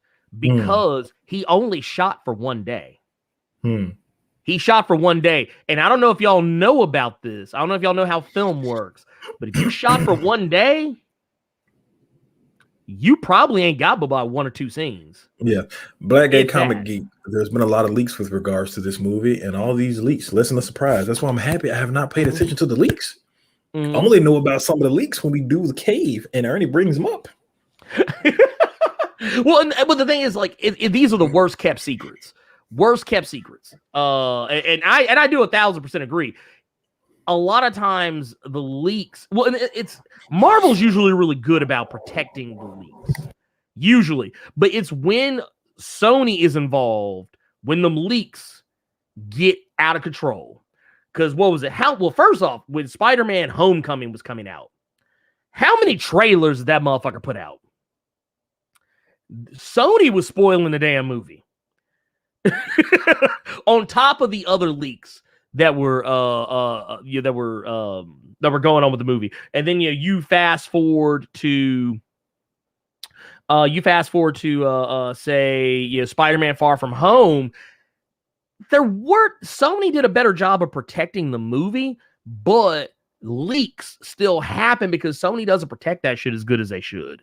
Whereas you say someone like, Marvel, dude, Marvel will shoot scenes that ain't even gonna be in the movie just to fuck with you. How many of y'all remember that shit in Avengers Infinity War where all the motherfuckers was running at the camera with Hulk? Yeah. With Hulk and everybody. Dude, Hulk was in the movie for like 2 seconds. He got pieced up by Thanos. He caught that 3-piece, no biscuit with a drink on the side, and he wasn't in the movie until motherfucking Endgame came back up. But that's just to say that we don't know what's really going to happen here. What was one of the other major rumors? One of the other major rumors about this was Tobey Maguire and Andrew Garfield are going to be in this movie. Who have we not seen? I think there was a picture that came out, or one of the leaks when this trailer came out of Andrew Garfield. Yeah, no, we've seen, but I'm just saying, like, in this trailer, though, there's no, and to be fair, another thing that came up with this, and I actually think this is true. So, we get this shot where he's saying, "Hello, Peter." I don't think he's talking to Tom Holland. That'll be, I think he's actually talking to Tobey Maguire, but we don't. But the thing is, because the way they cut these trailers, they cut them in a way that you're like, whoa, wait a minute, I don't know what's this? Like, this scene might not actually be going with this scene or that scene. Now, once again, considering how many villains are coming from the Raimi side of things, it would make sense. There's a lot of random and sundry leaks and shit. I generally just ignore them most of the time, but sometimes when they have merit, that's when I pay attention to them. When they actually have merit, I'm like, okay, cool, it's whatever. Because I remember knowing everything there was to know about Spider-Man Homecoming, just about. And I still enjoyed the movie. I still thought it was great. But yeah, it is what it is. That said, I think honestly, I feel like we gave I think enough theory. We gave enough theory on that. Here, I think it's time to move on. What was it? Remember, Carter, speaking of leaks. Yep. Remember when there was that leak saying that Marvel has a new video game on the horizon, that Firaxis was going to be making a new game for Marvel, and everybody was like, "Oh, an XCOM Marvel game? This doesn't sound right." I knew there was going to be a new game, but I didn't know who it was going to be from. And when Guardians was announced, I thought that was it. Yeah, no. Apparently, there's more. And this ain't the last one. This is not the last game. Apparently. Yeah. Well, long story short, is that we basically got the announcement for a whole ass new game, and it is actually by Firaxis, the people who are mostly known for making the XCOM series. But I think this was going to come with a caveat. And I think, Carter, you and I both said this on Twitter. This game is not going to play exactly like XCOM. And you know what I think it actually is going to be? Carter, did you ever play the recent XCOM game that they dropped, Chimera Squad? You are muted. Oops. No, I didn't know there was a newest one. Yeah. It came out last year. I thought they just kept doing extra content for the second one constantly. Well, they were, but this one was a whole separate game. But unlike the previous games, you actually had a dedicated team. Like, you had already pre-made characters with backstories and personalities. This, I think, is going to be playing more off of that than traditional XCOM. And I've actually read something somewhere where that was actually stated, or was hinted at or teased at. Okay. We're gonna take a look at it. Here, I'm gonna pull up this trailer so we can take a look at it. Where is it? Yep, this is a game that's gonna be called Marvel's Midnight Suns. Now, not sons. As in your child, but it's going to be like sun as in the thing that's up in the sky that gives us life and sustains us and keeps us from living in the darkest timeline. The thing they don't have in the Matrix. They don't have it in the Matrix. I mean, they have it in the Matrix, but not in the real world. Yep. They block that out. Anyway. Here, I'm pulling the trailer up now because I have to do it this way now. I have to actually download the trailer so I can actually play it because Firefox is weird. Oh, wow. But anyway, it is what it is. Internet Carter, Explorer, are you... I actually was using Edge for a little bit, but I actually like Edge. But yeah, I've been bouncing around between different web browsers lately because I got to get away from Chrome. I have to. Got to find a way. But anyway, here we go. Here is Marvel's Midnight Suns. First, they conquered humanity's greatest evil, and she lay in rest. Oh, there it is. That's that Metallica. Lars Ulrich is going to get us. Then they vanquished threats from beyond our stars, and she lay in rest.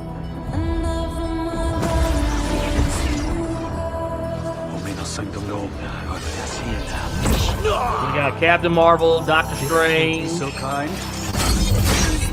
Got the homie Robbie.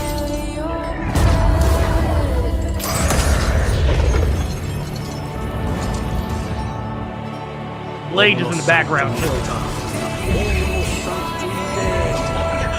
Got Nico from the Runaways.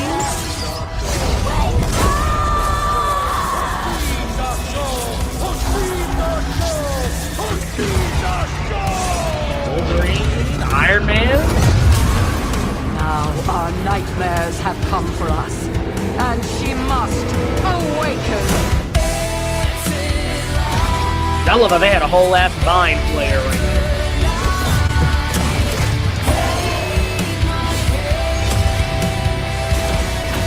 Woo! Dude, Nico get the flower. Magic, baby.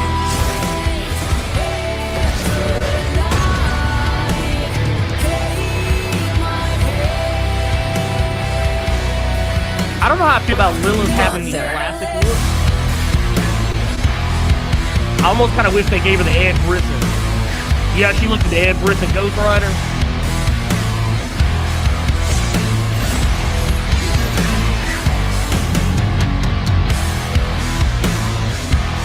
They give us a slow walk.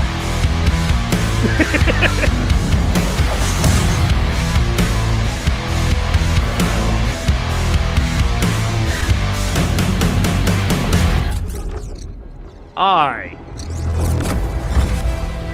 There you have it. Midnight Suns coming out next year, March 2022.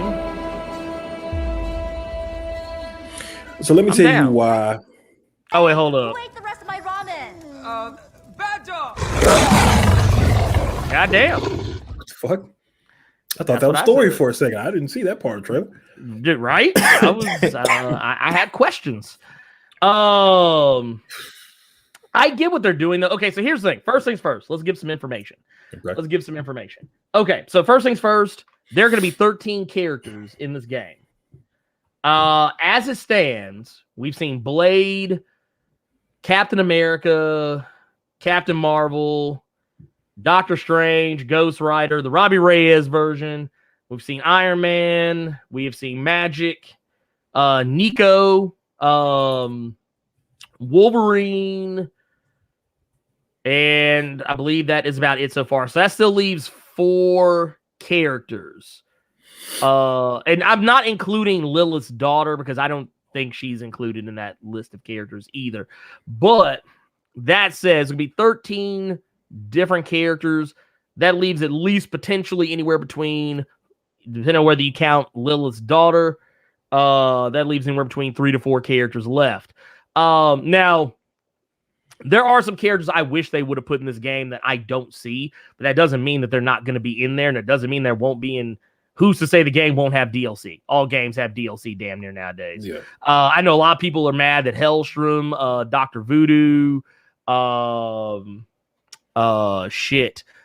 people have even brought up characters like Moon Knight, Man-Thing, Michael Morbius, so on and so forth. Characters who are more traditionally associated with the Midnight Suns. I know a lot of people are upset that there are like core Avengers in it. And while I totally get where you're coming from, that's just the nature of the story.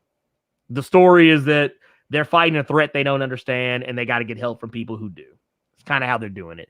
They kind of have to put those characters in there because they want to make sure people buy the game. And the most surefire way to make sure a motherfucker buys that game is you put Iron Man and Wolverine in that motherfucker. You put in some Avengers that people like actually know who they are.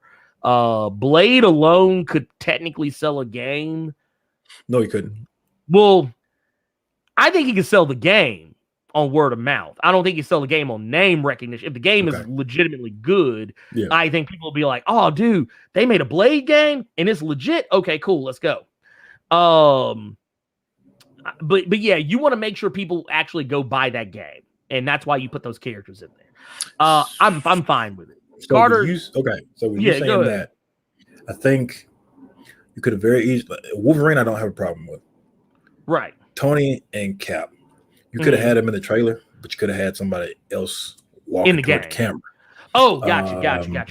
Yeah. And who's to say, you know, they weren't in the game at some point. We saw Captain America in fucking Avengers. You can play that motherfucker to the end. You see what I'm saying? So, I don't like it. When I found out it was the XCOM team, and you can maneuver and you can spin that story and twist it any way you want to twist it. Well, before I even say that, let me go back and say, I'm not someone who is just a stan for Ultimate Alliance. Let's get that out the way. Okay. Seeing Blade there, seeing Robbie Reyes there, all the, Doctor Strange and what have you. I want to play with these characters, but I don't want to play with these characters where I got to hit somebody and then wait my turn for them to get hit. And I got to use Blade to do something real cool, and then he got to back up and wait to get hit. And this is what I said on Twitter. Loved Mario Rabbids, and I could very well be proven wrong with this game, but I don't want to see these cool characters in a turn-based tactics kind of game. I don't. Okay. Yeah, that's fair. I totally get that. I think it's it's cool that they making everybody look like they got a little bit of the Phoenix Force up in them. So somebody been reading Jason Aaron shit. I know I ain't been reading that bullshit. But it's cool. I'm really, really hoping. Because I saw a pre-order, you get the Daywalker skin for Blade. That's all well and cool. I hope Moon Knight is in there somewhere. No, I agree. I'm hoping. Brother Voodoo, he's not as recognized. We got, and the only reason neither is Nico. Neither is Nico. No, I understand that. But what I'm saying is, I know a lot of people are going to complain that like Brother Moon or Brother Voodoo and Moon Knight are in there. My thing with Moon Knight is, you got a show coming out. You just had a comic start, and this is the Midnight Suns. How the fuck is he not on this roster? Right. Even if he is DLC at some point. So I do like that we're getting something different, but I feel like this is too far left. I wanted a brand new car so I could take my lady out somewhere. I didn't want you to give me a Pinto. Right. I didn't want a hoopty that was brown on one side, then it was pristine silver on the other side. I'd rather just go to Enterprise. You know what I'm saying? So that's how I'm feeling about it. But like I said, Mario Rabbids should not have worked. And it worked. No, it should not have. But it did. And it worked. It did. So it worked. If I'm proven wrong, cool. But this is not something that I wanted or I didn't expect it when it was a big ass surprise to me. I got hype as fuck when I saw that trailer, and then I made the mistake of, or not even made the mistake of, because I would have been pissed had I just saw that trailer and then immediately put money down the game. It wasn't until I read the YouTube comments that I realized that people were talking about it being an XCOM game, and then that entire thread is just a bunch of fucking people disappointed. Well, I mean, that's fair. It's fair for people to feel disappointed. My thing is, if you saw Firaxis's name, knowing what they're known for, and you saw they were announced to make this game, and you thought it was going to be anything other than a tactical RPG, then I'm gonna hand you some clown makeup. Yeah. But I didn't know who the fuck they were until I read them comments. Yeah, Firaxis is known for making the XCOM games. Me personally, I'm a huge fan of XCOM. I love XCOM.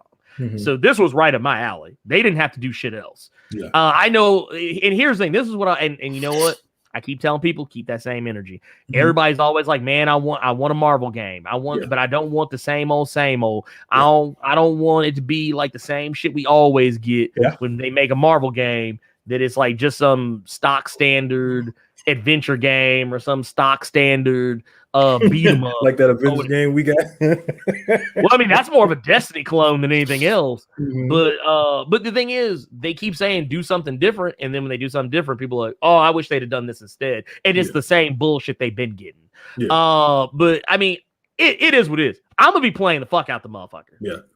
I don't care. If it's good, I'll play it, especially with me, because I'm dipping my feet in. Mario and Rabbids was I tried to play an XCOM game when they first started coming out because I saw all the reviews and I fucking despised it.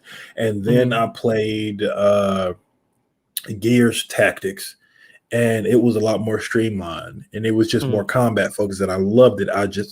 was bad at it, and I've been playing the fuck out of Mario and Rabbids on my Switch, so it can work. You have to have a certain mindset for those types of games, and it's not going like. And once again, as I said, like this isn't going to be the same as XCOM, because one of the things one of the devs said is that this and why I think it's going to be more akin to Chimera Squad is because these are superheroes. The enemies are going to be more afraid of you, and you're supposed to look up. In XCOM, you're afraid of the aliens because you know these aliens are powerful. They're more powerful than you.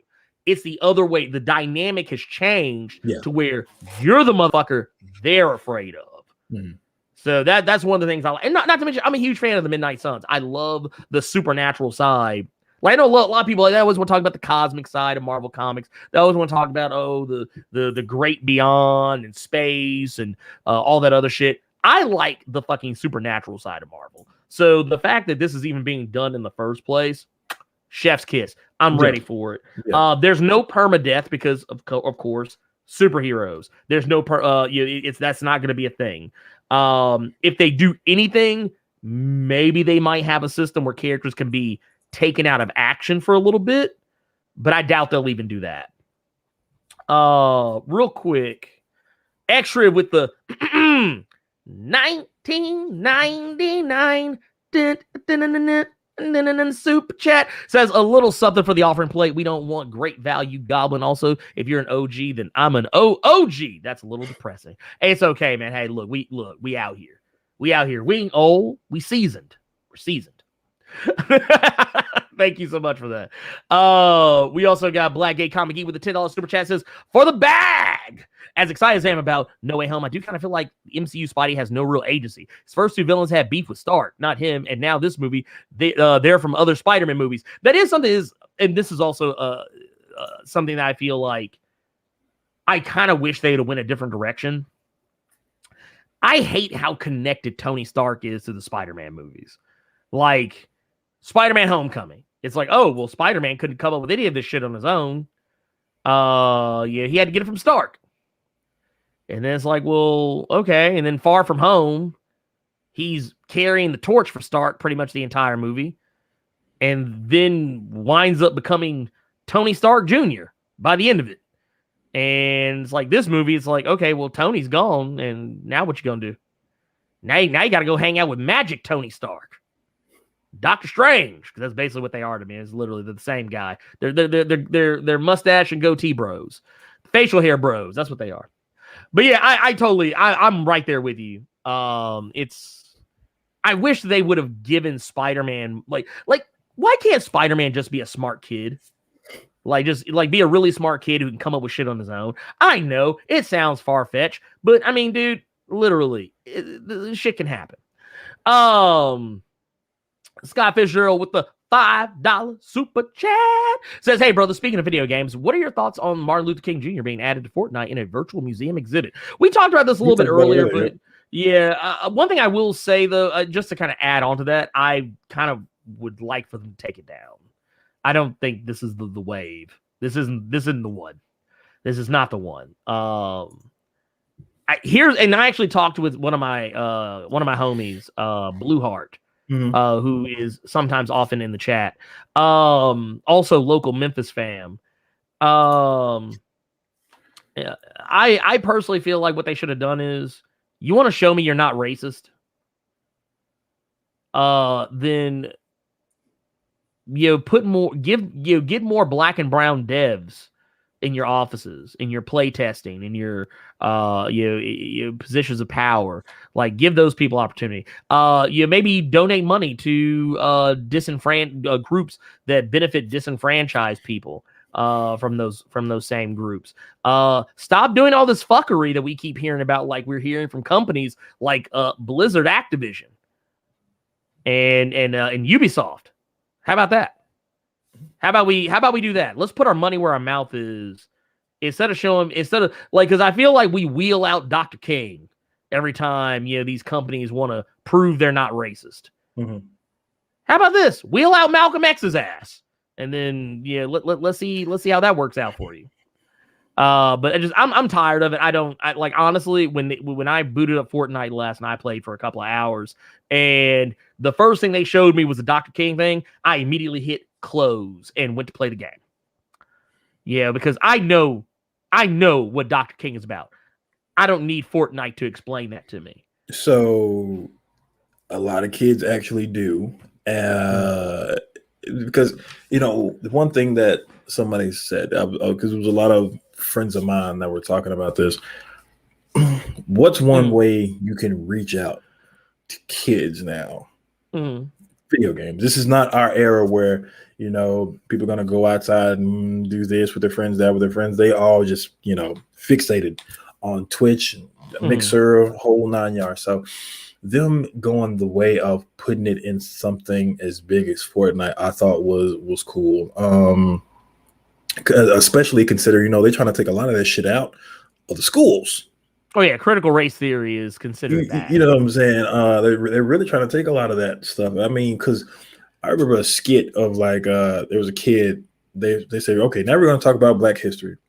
Motherfucker said like 3 sentences, and then they were talking about Christopher Columbus next.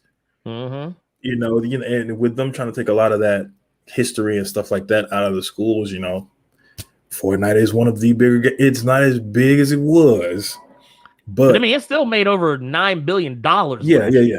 But I think that's one way you could reach out to people, or reach out to younger folk about it. Right. I think with the emotes and all that shit, kind of made it. They trivialized it. They made it really trivialized it. I think that was a big misstep. But when it comes to that, I think they just had a lot more. They gave human beings a lot more. I'm really not trying to bring color into it. But I mean, you can't. I mean, but it's racial issue. It's a racial issue. They're drawing attention to racial issues, so you kind of have to talk about it. Well, what I'm saying is, I don't, because it was a white boy that did the fucking. He's the one that blew all that shit, and I'm really not trying to make it a color thing, but I think they just gave people a lot more credit than they deserve. Well, of course. Because when you see some shit like that, you're thinking, no, they're not gonna do it, and then all you have is a bunch of people. Dan, you got all these Batman and all Drake and Travis Scott. They just doing emotes on it, just completely don't give a fuck, or they're making jokes about. I hope there's not a Martin Luther King skin where he's sniping people and shit like that. So it was commendable what they did, but the execution. I mean, like, I get where you're coming from with it. It just, my thing is, let your actions speak for it. Don't put it in, like if you're gonna put it in the video game, do better. Like, maybe, take the emotes and shit out, but you left the shit in. And not only that, human beings are trash. I mean, Fortnite is the last place I would expect to find decent human beings. That would be like expecting to find decent human beings in Dead by Daylight. I thought that would be like Call of Duty. That too. Yeah. But I mean, like that would be like me expecting behavior to say, hey, we're gonna do a Rosa Parks event where you can go into the fog and go sit on the bus and hang around and you can loop the killer around the bus. Then Rosa Parks. Stop it. But I'm right. What's that map that has a little short bus on it? I know you're talking about. That's Auto Haven. Auto Haven. Yeah. We're gonna put a longer bus on it, and we're gonna show you how things were. But dude, get the fuck out of here with that shit. I don't want it. Just be good. Be decent people. Be better. Treat people better. And the rest will work itself out. Yes, children do need to learn this shit, but honestly, most of these kids, they just coming to shoot people. They ain't trying to learn shit. We giving them too much credit. Drake 45 with the $5 Canadian says the reason everyone's afraid of Hickman leaving is due to Secret Wars 2015 and Inhumanity. No one remembers anything in universe, don't you think? I mean, I remember things, but that's because I read a lot. But I mean, I don't think it's that. I think people are just. Did Hickman do Inhumanity? I don't think Hickman did Inhumanity. That was Charles Soule. He did Secret Wars. Yeah, he did do Secret Wars. I'm trying to remember. Yeah, that was. I think that was Inhumanity. That was that Matt Fraction. Okay, yeah. Well, it says like it was a whole bunch of different people, for being brutally honest. But yeah, because Inhumanity was before Secret Wars. Yeah, that was Matt Fraction and Charles Soules. Okay, I was right. Yeah, I was right. I'm the man. But all of that aside, all that's native saying basically that I get why people are upset or like scared. It's because they really like this new era of X-Men, and they're scared that the second Hickman closes the door behind him, that they're gonna be back in the X-Mansion, and Charles is gonna be back in the wheelchair, and it's gonna be back to status quo as normal. I don't think we have to worry about that. I really don't. Yeah, you do, because after this, nothing surprises me that these dickheads, they know how to ruin a good thing. Well, yes, of course they do. Of course they do. But I'm just saying, like, what I'm saying is it's not going to happen overnight. And you got to think about it too. Hickman set up a creative team for success. Think about the writers, the caliber of writers that you have sitting before you at the X desk. You've got a whole ass Benjamin Percy. You got a whole ass Jerry Duggan. You got a whole ass Leah Williams. You got a whole ass Vita Ayala. You got a whole ass Al Ewing. Yes, I know Teenie Howard is there. I'm joking. But even then, still, that is a very impressive creative team of writers. I'm sure it's going to be fine. I'm not concerned. Okay, I'm not concerned. Let's see here. Let's get it back to. Oh shit, lost track of that one. There you go. Let me go back, make sure. Oh, here it is. Found it. Super chat's kind of jumped around on me. This next one here from Rain Pope with the $4.99 super chat says, "Hey fellas, I told you I don't miss Cave. Also, F Cap, F Tony, where Adam B or Monica Rambeau at? Bring in the 18. We ain't never getting none with them unless they just a NPC. Well, I mean, here's the other thing. They have just as much business being in the Midnight Suns as Cap and Tony do. But here's the thing. Though. I will make a case for them because Carol Danvers is there. Now, and one of Carol Danvers' like only weaknesses, actually her only weakness, is magic. It's not even so much as magic. She just can't absorb magic the way she absorbs everything else. Which even that has technically kind of changed a little bit. That said, like I said earlier, there's going to be 13 characters in the game. That was an announcement trailer. They're not going to tell you everybody that's in the game in the announcement trailer. And that's also not to say that and like I said earlier, there's very likely going to be DLC for this game because there was DLC for a lot of the other XCOM games. I'm pretty sure they're going to do that there too. That said, yeah, there's probably going to be other characters, but they're not going to tell you everything right now. They literally said at the end of the trailer, September 1st, so you can actually see more about what the game is about. So a lot of people like kind of, acting like they already know what the game is going to be before they've even actually seen the game. Yeah. Please, can we calm down? Thank you. Let's calm down. Simadana. Drake 45 with the Canadian $5 says, if you have not kept up with Spider-Man, Peter, in particular, it seems that they have been trying to do a follow-up for One More Day storyline for months. I will have you know, they've been doing follow-up for that for years. But yes, there is a little something there. They have been kind of teasing and going back to it. And Marvel has synergy. Okay. When you start seeing shit in the comics, very likely something is happening somewhere else as well, not just in the comics. So this does not surprise me at all. Not one bit. Not even a micro bit. Let's keep it moving. Because I don't want to be here for 4 hours. Let's get, I tell you what, here's what we'll do. Let's get to let's do this one first, and then we'll get to Cowboy Bebop. Okay. So we got Black Panther, Wakanda Forever. What is that accent you just used? I have no idea, but we're gonna roll with it. We're keeping it. We're standing by it. I stand by it.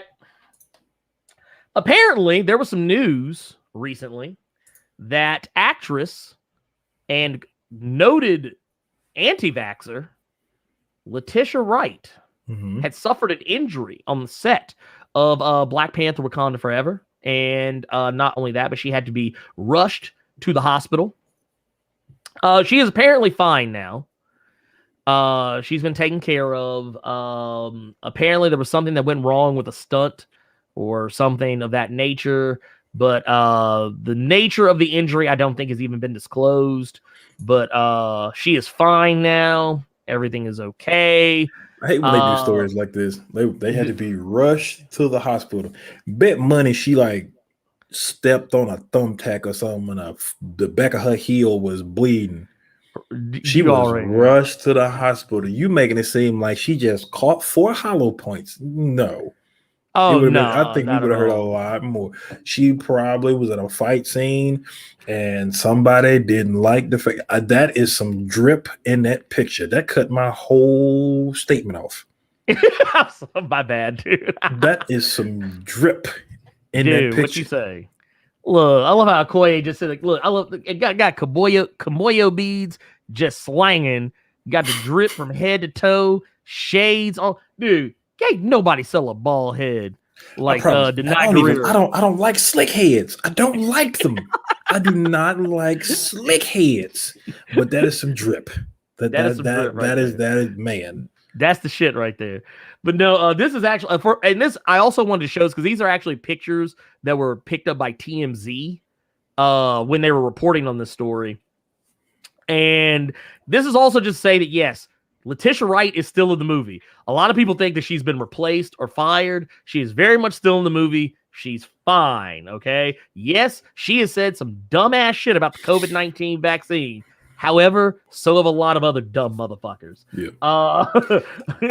I'm just hating off how much hair she has on her head because my hair, what the hell is that? I thought you accidentally had like some kind of nun pick in your shit. I didn't know what this was. Wait, you thought it was some Star Wars? This was a man. It does look like some Star Wars shit going on. Oh, look, this is Darth Insidious and Darth Slickhead right here, just gone. But no, this is a shot from them just being on set, not actively filming. Yeah. And they usually have some of the actors wear these little cloaks and shit to cover up what they look like when they're like not like actively acting on it. They did the same thing. Remember Julia Louis-Dreyfus for Falcon and Winter Soldier? They did the same thing. Yep. But the reason why I bring this up is because we also got we had also gotten some information regarding the character Ironheart, who has she's gonna be in the film. She is actually in the movie. Yep. She is actually in the movie. As a matter of fact, so Dominique Thorne, who is actually be playing Riri Williams. Some of you may know. I think she was in was it Judas and the Black Messiah very recently. Okay. But we've actually got first set photos of her actually on set. Like this is not her just walking from one to get to one place. So these are actually shots of her actually in the middle of being filmed.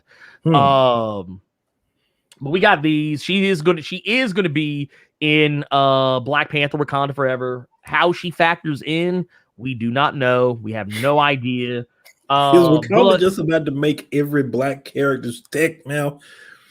We got Sam. We got the Wakandan Captain America suit. Are we gonna get Riri in some Wakandan Stark tech? I mean, you never. Well, like someone else just said in the chat too, and this is something I actually think is going to happen as well. I think this is part of the Wakandan outreach program that they talked about in the end of the first movie. I didn't even think about that. Okay. Yeah. Okay. This is. Okay. I think this is going to have a lot to do with that in particular. How it's going to play out, though. One of the things I actually thought was kind of fucked up, though, when I actually saw these pictures on Twitter, the first thing people said, man, how the hell is she going to wear her Ironheart suit with them long ass Look, I hate folks. I hate folks. I really do. I really, really, really do. What I think is going to happen, I think we're going to see something more akin to what was in Eve L. Ewing's Ironheart series. There was a 12-issue jaunt where Riri and Shuri met for the first time, and at first they didn't like each other, but they became like sisters. Yeah. Almost immediately after. Hit him with that color purple. Sisters. Dude, right? Oh, God. Okay, so hold on real quick. Bill 93505 just made, that would be a pretty dope thing. Would you be tight? Because I know you're talking about Tony and Peter in the MCU. Right. Would you be tight about Riri being Shuri's protege? I wouldn't be mad at that. I wouldn't be mad at that at all. I mean, because to be fair, Shuri is her senior. In Tony's age. Peters. Right. It would make sense. Why? Considering, well, because technically Riri was, for all intents and purposes, Tony's. For the most part. Okay. Like, she was his protege. And if I had to take a pick, if someone said, hey, in the MCU, we're going to switch it up, she's going to be a protege to somebody in the MCU, but it's not going to be Tony, I'm like, okay, it ain't got to be no white man. It could be a whole ass sister. I don't care. I'm just saying. I would rather her be the protege to a sister than some dead white man. I mean, though, who's to say they won't do that? That's actually a way they could actually keep Tony in the MCU, using that bit from Iron Man, like having him show up as like an AI. New AI, yeah. Which actually I thought actually kind of made things interesting in her corner, because it was basically an AI that was built to work off of Tony's like thought pattern. So for all intents and purposes, it was Tony Stark, even though Tony Stark wasn't around. But at the same time, the relationship between those characters, how it grew just off of an AI alone interacting with a regular ass human being, I thought was cool. Now, how are they going to handle how she creates her suit? Are they going to still go the same route where she's snatching up motherfuckers leftover tech and shit over at MIT and getting, scraps from like Avengers fights and stuff to build her own suit?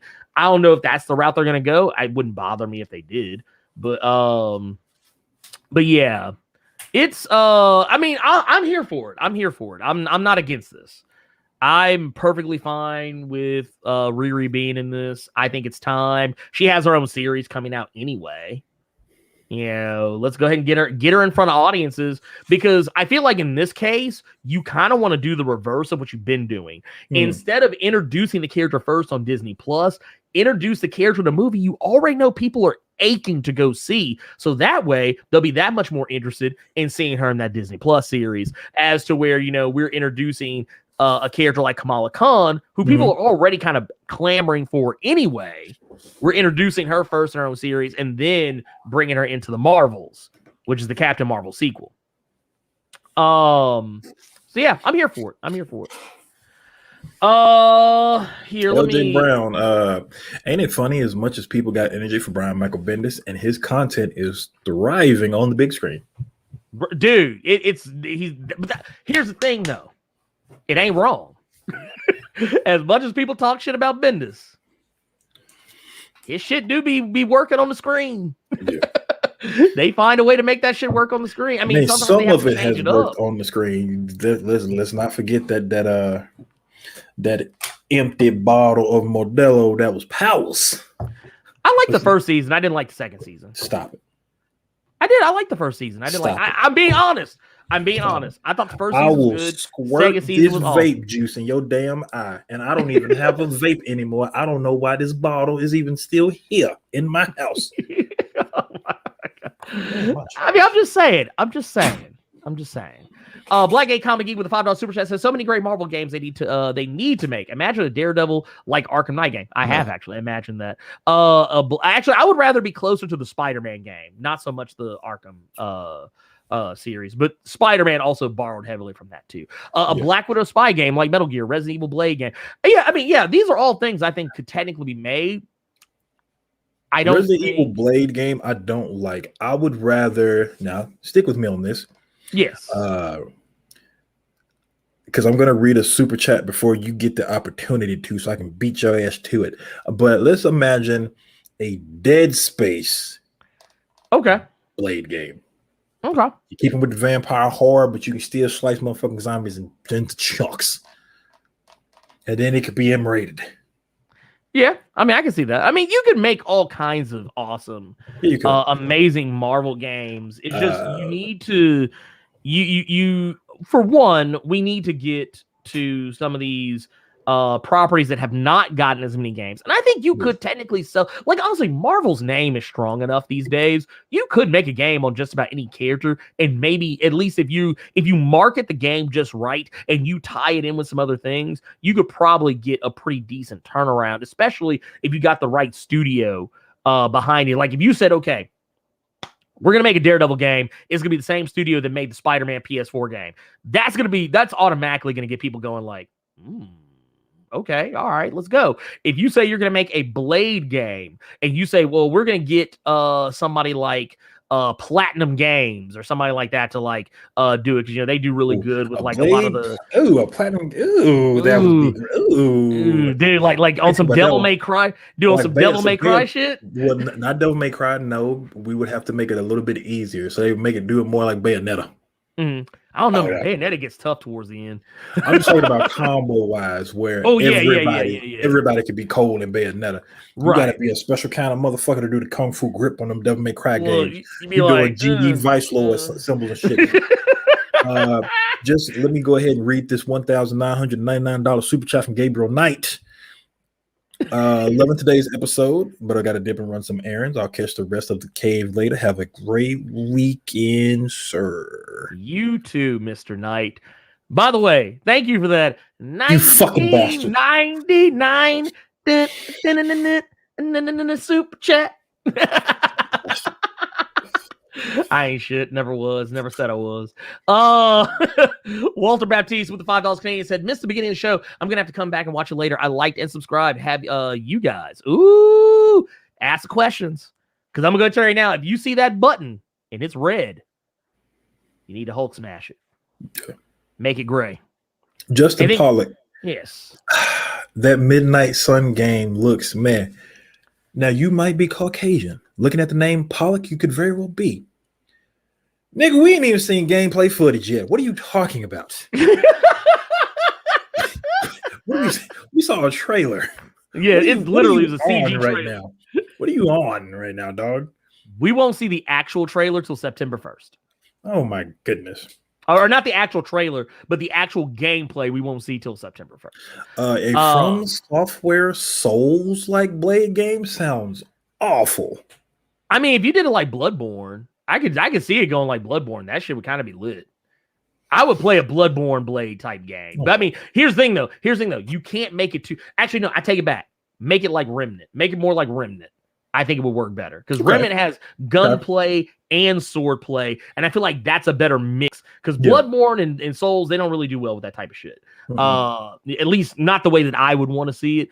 If you did it more like a Remnant, now we're getting somewhere. That'd be cool. And then we got here, let's see, what's this one? This one is from Sammy Wiltshire with the $5 super chat. Says, Heroes for Hire is a co-op fighting game like Streets of Rage. I'd play that. I would play it in a heartbeat. You said Streets of Rage, and you gonna call me nasty for this, but I started thinking about Fighting Force. Bruh.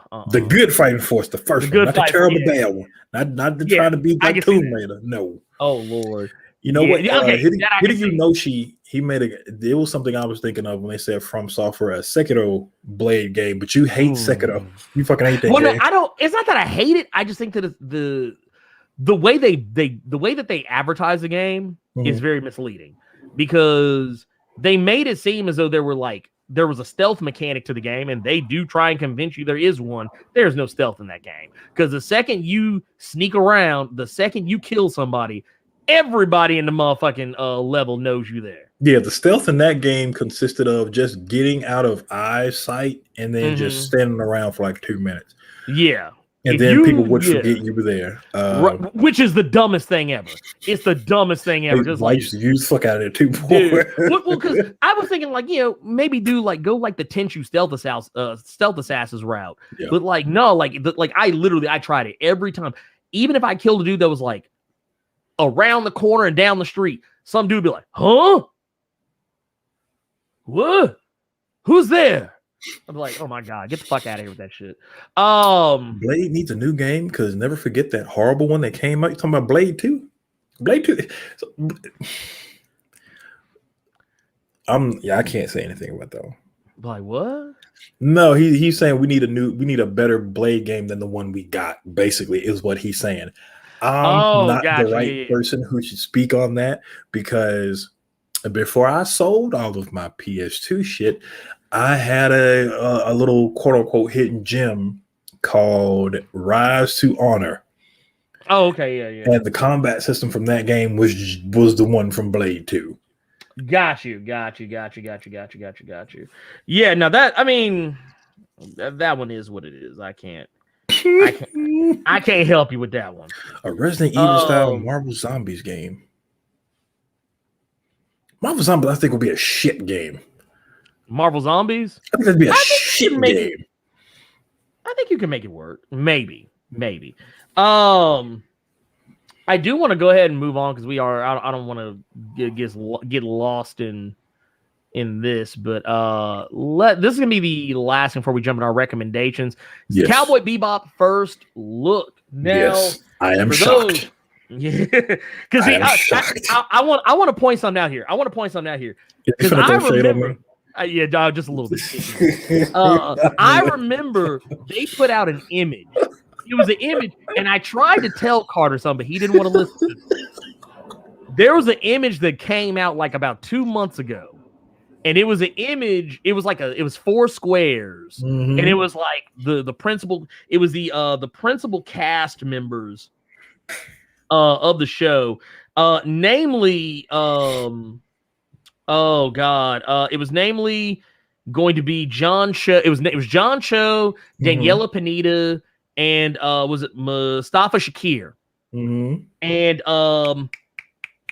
what was the other boy's name? Oh, the dude that played Translucent on The Boys. I keep wanting to call him Vincent Castle, but that is not his name. Yeah. But yeah. Anyway, here it is. Alex Hassel. That was his name. And Carter thought that was what they were going to look like in the show. And I was trying to tell him, I said, nah, this is just them doing headshots for random shit. This is not them in costume at all. And he didn't want to listen. So now we have it. This is the actual cast in costume. I personally think they look great for what it is that they're trying to do. I know a lot of people got mad about Daniela Pineda's costume as Faye Valentine. Y'all can get over that shit because I'm sorry. That it looks outfit, like they're trying to do a TV show, not give you something to beat your dick off. Right. Or you know what? So I'm not misogynist or rub you rub your shit out too. There you go. It's for both parties. None of this for everybody and none of this. Right. Doing the whip. No. But no, the thing I love about we got John Cho. He looks great as Spike Spiegel. He's not the person that I would have actually had picked to play Spike Spiegel, but like I actually like how you can tell they paid attention because his costume is basically the exact look of Spike. Like it's unabashedly just straight up. Mustafa Shakir is jet black. The only thing they changed about this dude is that he a whole black man now. They said, we taking your name literally, so you jet black, we gonna get one of the blackest brothers we can find.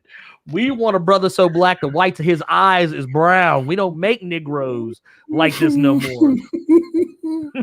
They are these types of Negroes is out of print. But no, they did it. Some people erroneously thought that he had cybernetic legs too, but those are just his boots. Those are just like those are like some leg guards for his boots. Y'all calm down.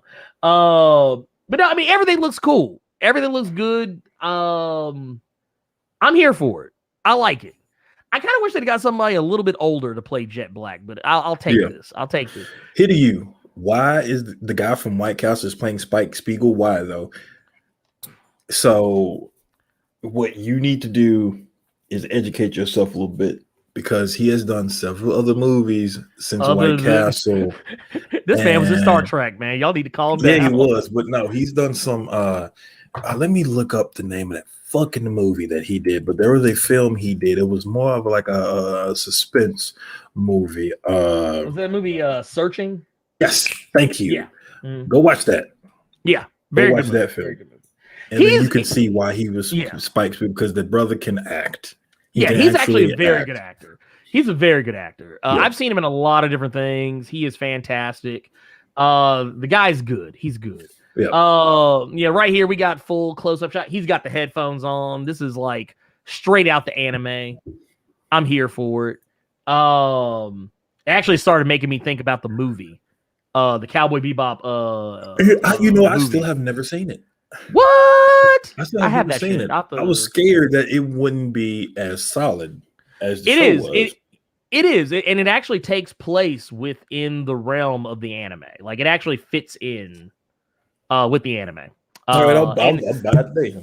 Yeah, it's good. I went to go see that shit at the fucking Paradiso back when it first came out, like over here at least. Yeah. Yes, because I still haven't seen. I'm always scared that like shit like that is gonna ruin the actual anime. So I haven't seen the Cowboy Bebop movie. I haven't seen Trigun Badlands Rumble. Okay, yeah. I haven't seen that either. Especially when somebody said Wolfwood was in it. I'm not trying to cry again. No. Nicholas D. Wolfwood. When I heard he was in it, I'm not trying to cry again when I see Wolfwood. Y'all ain't gonna get me again. But not at all. Not at all. This right here, this is Daniela Pineda, who's gonna be playing Faye Valentine. She actually has.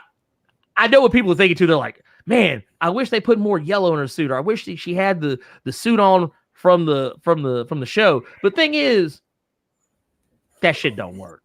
I do wish she was a little taller. Looking at this picture, though, I do too, because Faye was actually. I don't want to say statuesque, but I mean, yeah, I guess she was. But she was also like painfully skinny. Yeah, she was. That's why I just said maybe like give her some of them them goddamn Skechers that makes you look a little bit get the stacks up. Yeah. I mean, even that aside, I think she looks great. Yeah, and not to mention, I'm glad they did not try and go with the actual like full on anime costume. The only thing they really kept was the top. And then like she still has like the shorts she doesn't have with hot pants. But like the way they did it was they treated the shorts more like chaps. She's got like there's some skin showing, but it's still covered in a way. Like I'm here for it. And then we got the homie. This brother like they just told this dude, man, hey, it's time to get on set. And he like, all right, let me get up. Like he just got done beating the shit out of Luke Cage.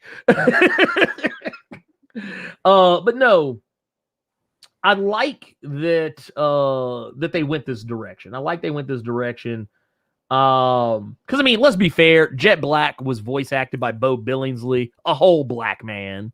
And go ahead and Bo Billingsley. Bo Billingsley was Jet Black's voice actor, and that's a whole black dude. That's why he has that. You ever notice how he has that kind of that old black uncle vibe? Whenever he would talk to you, like he's like kind of like what we say earlier, like he'll lean back in a rocket chair on you, and then he gonna come forward, like, all right, man, let me put you on game, pimp. Yeah. That's why he had that vibe. Yeah. And then of course, this is a show. I actually posted this the other day, and someone was like, man, I really hate how they're just disrespecting Ein and Ed by not having them in this show. And I was like, there's a whole ass Welsh corgi down there, pimp. That was the first thing they showed to announce the movie was the fucking dog. The fucking dog. The one thing I see, I like that Daniela came out kind of flaming that she wasn't 6 foot, big boobs. Right. I just want her to be a tad bit taller. But I like that I like that look, and I like how I like those three now that I've seen them. But my argument to that, not to her, but to the people that are wanting that, if they just went out and casted some big titty girl for you fucking perverts, I think even less people would have been excited about this. And the one takeaway they would have had was, at least they got Faye right. Come on, man. It's like, really? No, I saw somebody do it. They actually, in response to her comment about people wanting, some 6'1" big titty motherfucker. There was a dude's like, oh, I can go on Instagram right now and find 40 women right now that could play Faye. And my response was like, they can't act. I can tell you right now, them hoes can't act. I'm sorry, just is what it is. I'm gonna go. Why are you being so disrespectful to them? And somebody else got mad at me too because I called them thoughts. I was like, I mean, sexist fucking pig. A hit dog will holler. It's always you, Moon Mercury T-shirt wearing motherfuckers. Yeah, pigs. Hey, first off, Sailor Jupiter for life.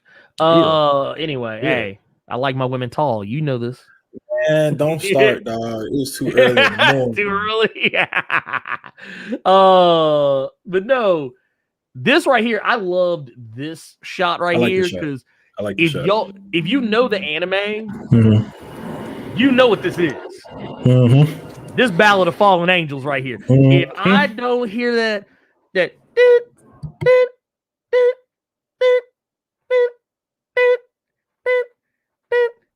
like I don't hear them that choir and them keys. I'm a cut the show. All right, don't let old boy who was in my tweets. I think that's the first time that actually happened where my fans and your fans actually went at, or it was my fan going at you. Yeah, coming at me. That was some funny shit. On some dumb shit too. I was like, bro, come on, man. I was like, you really want to argue with me, the comic book YouTuber, about comic books? Okay, all right.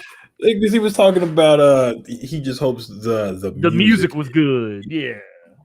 I was like, go listen to the Spotify then. You ain't got to watch the show. Yeah. Because if all you gonna do is listen to the music, there's easier ways to get that. And let me go ahead and preface this right now. If there are anyone that agrees with my opinion more so than Ernie's, or you agree with Ernie's opinion more so than mine, and you try to have some kind of dialogue with us, if one of us is asleep and we find out this information, we're more than likely just gonna let your ass be fed to the wolves. Yeah, okay? Most likely. Like, all right, cool. Flame them. Ernie wakes me up with this. I'm passed out sleep, getting off from work. Hey, Carter. Hey, look at this dumbass fan of yours saying this, that, and third. I'm half asleep. My eyes are barely open. I said, come get your boy. I got a fan blasting in my fucking face. I look over and I'm like, what? And then I go to Twitter and I just see pages of back and forth. And then I see who it is. And then I duly respond, bro, I'm half asleep. If he dies, he dies. And then I go back and turn back over and go to sleep. I mean, bro, if you want to, kill it, man. I don't care, dog. Just destroy him so I can go back to sleep. That's how it is. So if you ever think that you gonna have me and him going at each other, you just gonna get Batista bombed in the end, dog. Look, you know what? It's gonna be like that shit. Remember when how they did Randy Orton? When they excommunicated him from Evolution, oh man, when he won the title, like you gonna be sitting here, look, y'all gonna be like, see, like I'm gonna be like, they'll be like, see, Carter's on my side, on my side. Carter gonna be holding you up, in the air, like he gonna parade you around, and then all of a sudden we gonna look at each other and be like, especially if you come, if you're coming with the disrespect, you really about to get pedigreed. Yeah. If it's a nice little debate, I'll let y'all have that. That's why you like me and Ernie so goddamn much, because we'll go back and forth and not agree on everything. But if you're just being just disrespectful on some dumb ass shit, in the words of Mr. Burns, release the hounds. I don't care. you're gonna get destroyed. And somebody else in the chat, Chi-Town Dan, I didn't think about that until you said it, but now I'm nervous, but I'm wondering. Who is gonna be vicious?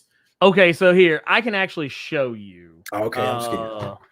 I'm scared. Okay, so I kind of said who it was earlier. Okay.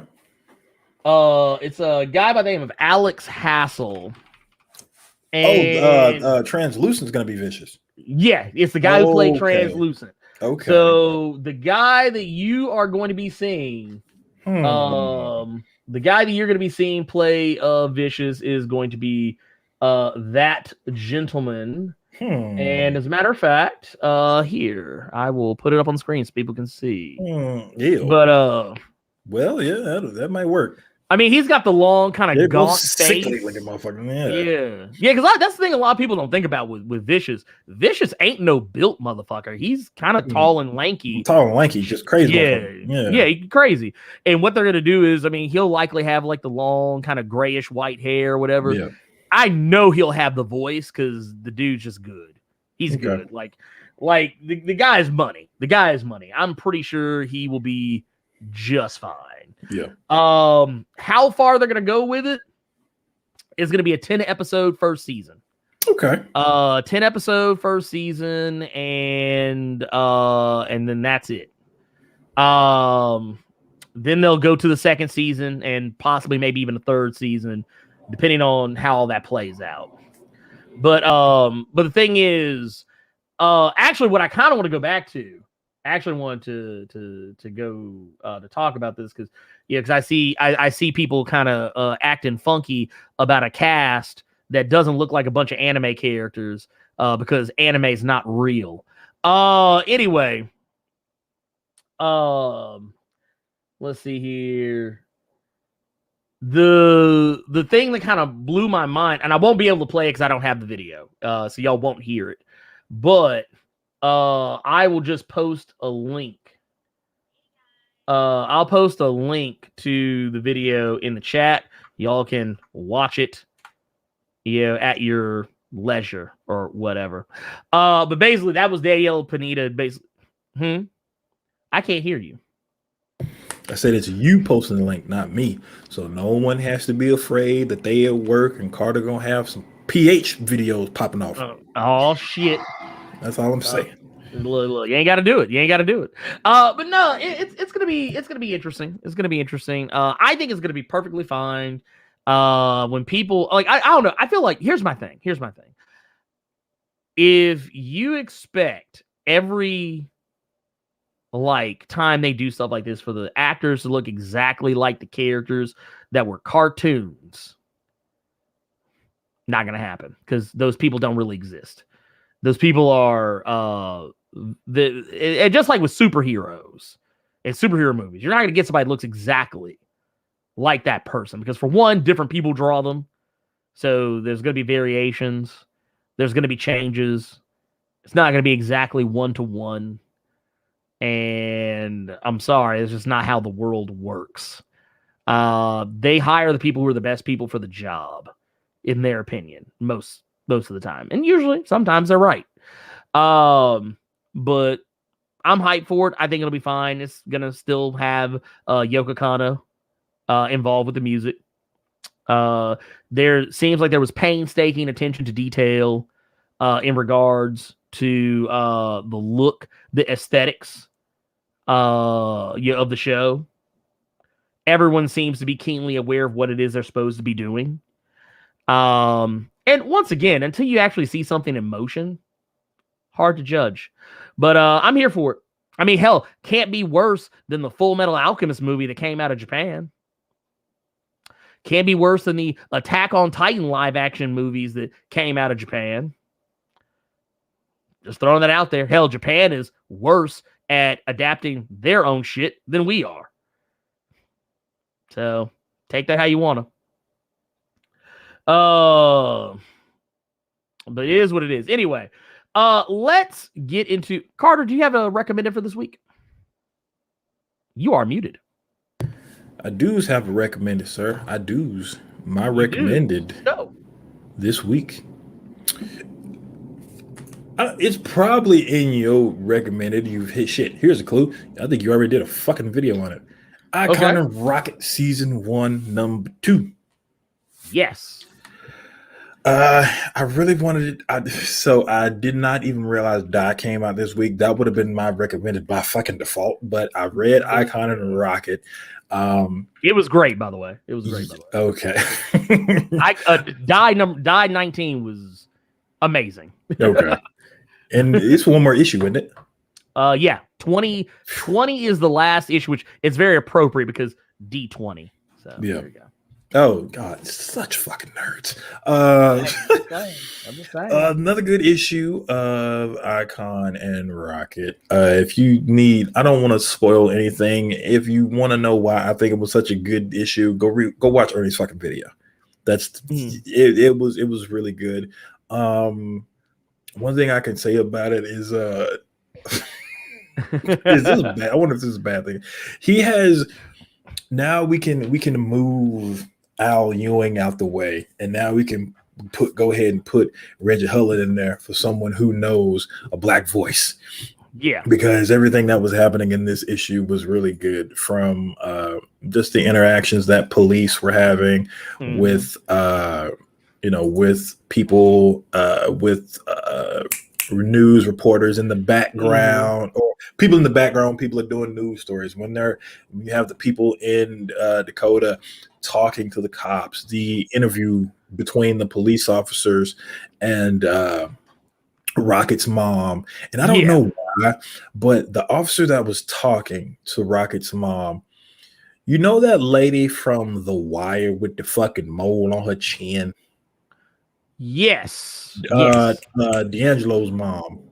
She's always like the cop from the cop from Nightcrawler, the black lady. Yeah, I know you're talking. That was who I saw when I was reading that. That was who I saw in my mind. Like, I don't know why that was the thing that popped into my fucking head. I'm trying to remember her name. I'm actually looking her up right now to see if I can find her name. Okay. But yeah, that was a fun interaction. Rocket beating the brakes off the abusive husband was nice. I like how it seems like, and this is one thing I was going to ask you, they were Icon of Rocket, or at least with Rocket, as it pertains to Rocket, she was Luke Cage before Luke Cage, yes? Like, what do you mean? Like the hood hero. Well, I mean, no, technically, Luke Cage would be first. He would be first. Yeah, okay. Luke Cage, I mean, but Rocket is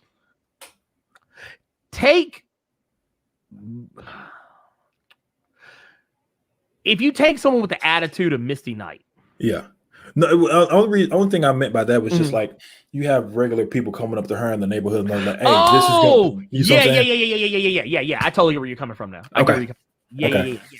Yeah, kind of like that. Yeah, definitely. Because there's no secret identities. There's no secret identities anymore. And because I've heard both Reggie Hudlin and Dennis Cowan say as much. The secret identities in 2021 are completely pointless because anyone can find out who you are. So yeah, that's why those kids on the street were coming up to her like, "Hey, you're Rocket. I know who you are. Hey, can you come help me?" Blah blah blah. Whoop de woo. And then she goes and helps. That's why the cops are like, "Yeah, we kind of know who she is already." Is that. I also appreciated that it tackled the one issue a lot of people have often had with Icon, and that's what he did during slavery. Yeah. Which they tell you, plain and simple. They tell you exactly what he did and why it didn't work. That's it. That's really it. This was good. This was a really good issue. I like it so far, and I really like that I have nothing to base it on because I didn't read the original. Well, here's the beauty of it.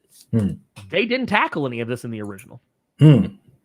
As a matter of fact, spoilers for the original series that came out back over 20 years ago. Originally, Icon, his past was never really delved into very much, if at all, during his run. They talked more about his past as an alien, more so than his past as a slave as a black slave during slavery, and even that wasn't that much. And Rocket was kind of more of the focal character back in the original series. But even there was a point where I think they had Icon and Rocket step down because like she was pregnant, so she wasn't going to fight crime while she was pregnant. So she got one of her, I think it was like her best friend, to like come in and take her place for a little bit. And then Icon, he left for a while. And that's how you wound up getting the Milestone Media riff on Luke Cage, because they had a character called Buck Wild. He was basically Luke Cage.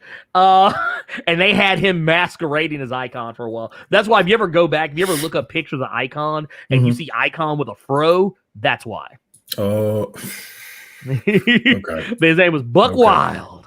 But anyway, but yeah, that was my recommended. That was gonna be my recommended as well. Which by the way, top 5 comics of the week video is out as of yesterday evening. Go check it out if you are a channel member or patron. It is up for you in the various places that those things would be. If you're a channel member, if you're a channel member, go check the community page. Or there's actually a playlist for the top 5 comics of the week that only channel members can access. If you don't know how to become a channel member, there's a little button underneath. It says join. You click that. You'll figure out the rest. You'll get exclusive videos from me, like the top 5 comics of the week every week, where I tell you what comics I love the most. And if you are a patron, well, go to patreon.com/blerdwithoutfear. You can pick a tier, show your support. Let's look at some super chats. Here it says Stardust Radio with a $5 super chat says, would you be interested in a NetherRealm made Marvel fighting game? Absolutely not. You wouldn't be? Fuck you wouldn't want that Injustice? Fuck no. I hate that. No. Actually, you know what I would rather have? I would rather have one made by Arc System Works. I don't know. Like, I want that Guilty Gear. I like them at Capcom, where they are. Even though Marvel vs. Capcom Infinite was bad. Yeah. In my opinion. No, it was bad. I don't like the NetherRealm. I don't like the NetherRealm DC games. I don't like Injustice at all. I wish they had. I guess I can talk about it now because the game got shelved. But like the game that I was helping them with, that I was an analyst on, the WWE Immortals. Oh yeah. I really like that because I thought that would have been dope, and it would have been it would have strayed so far away from what WWE will let people do, and just the fact that it came from a mobile game and they were going to actually give it its due as a fighter, because the character designs in that game were really, really cool with how they did. Like, you had John Cena, but then they had a Super Cena variant where the motherfucker was literally like in a superhero costume. A lot of the moves were fucking dope too.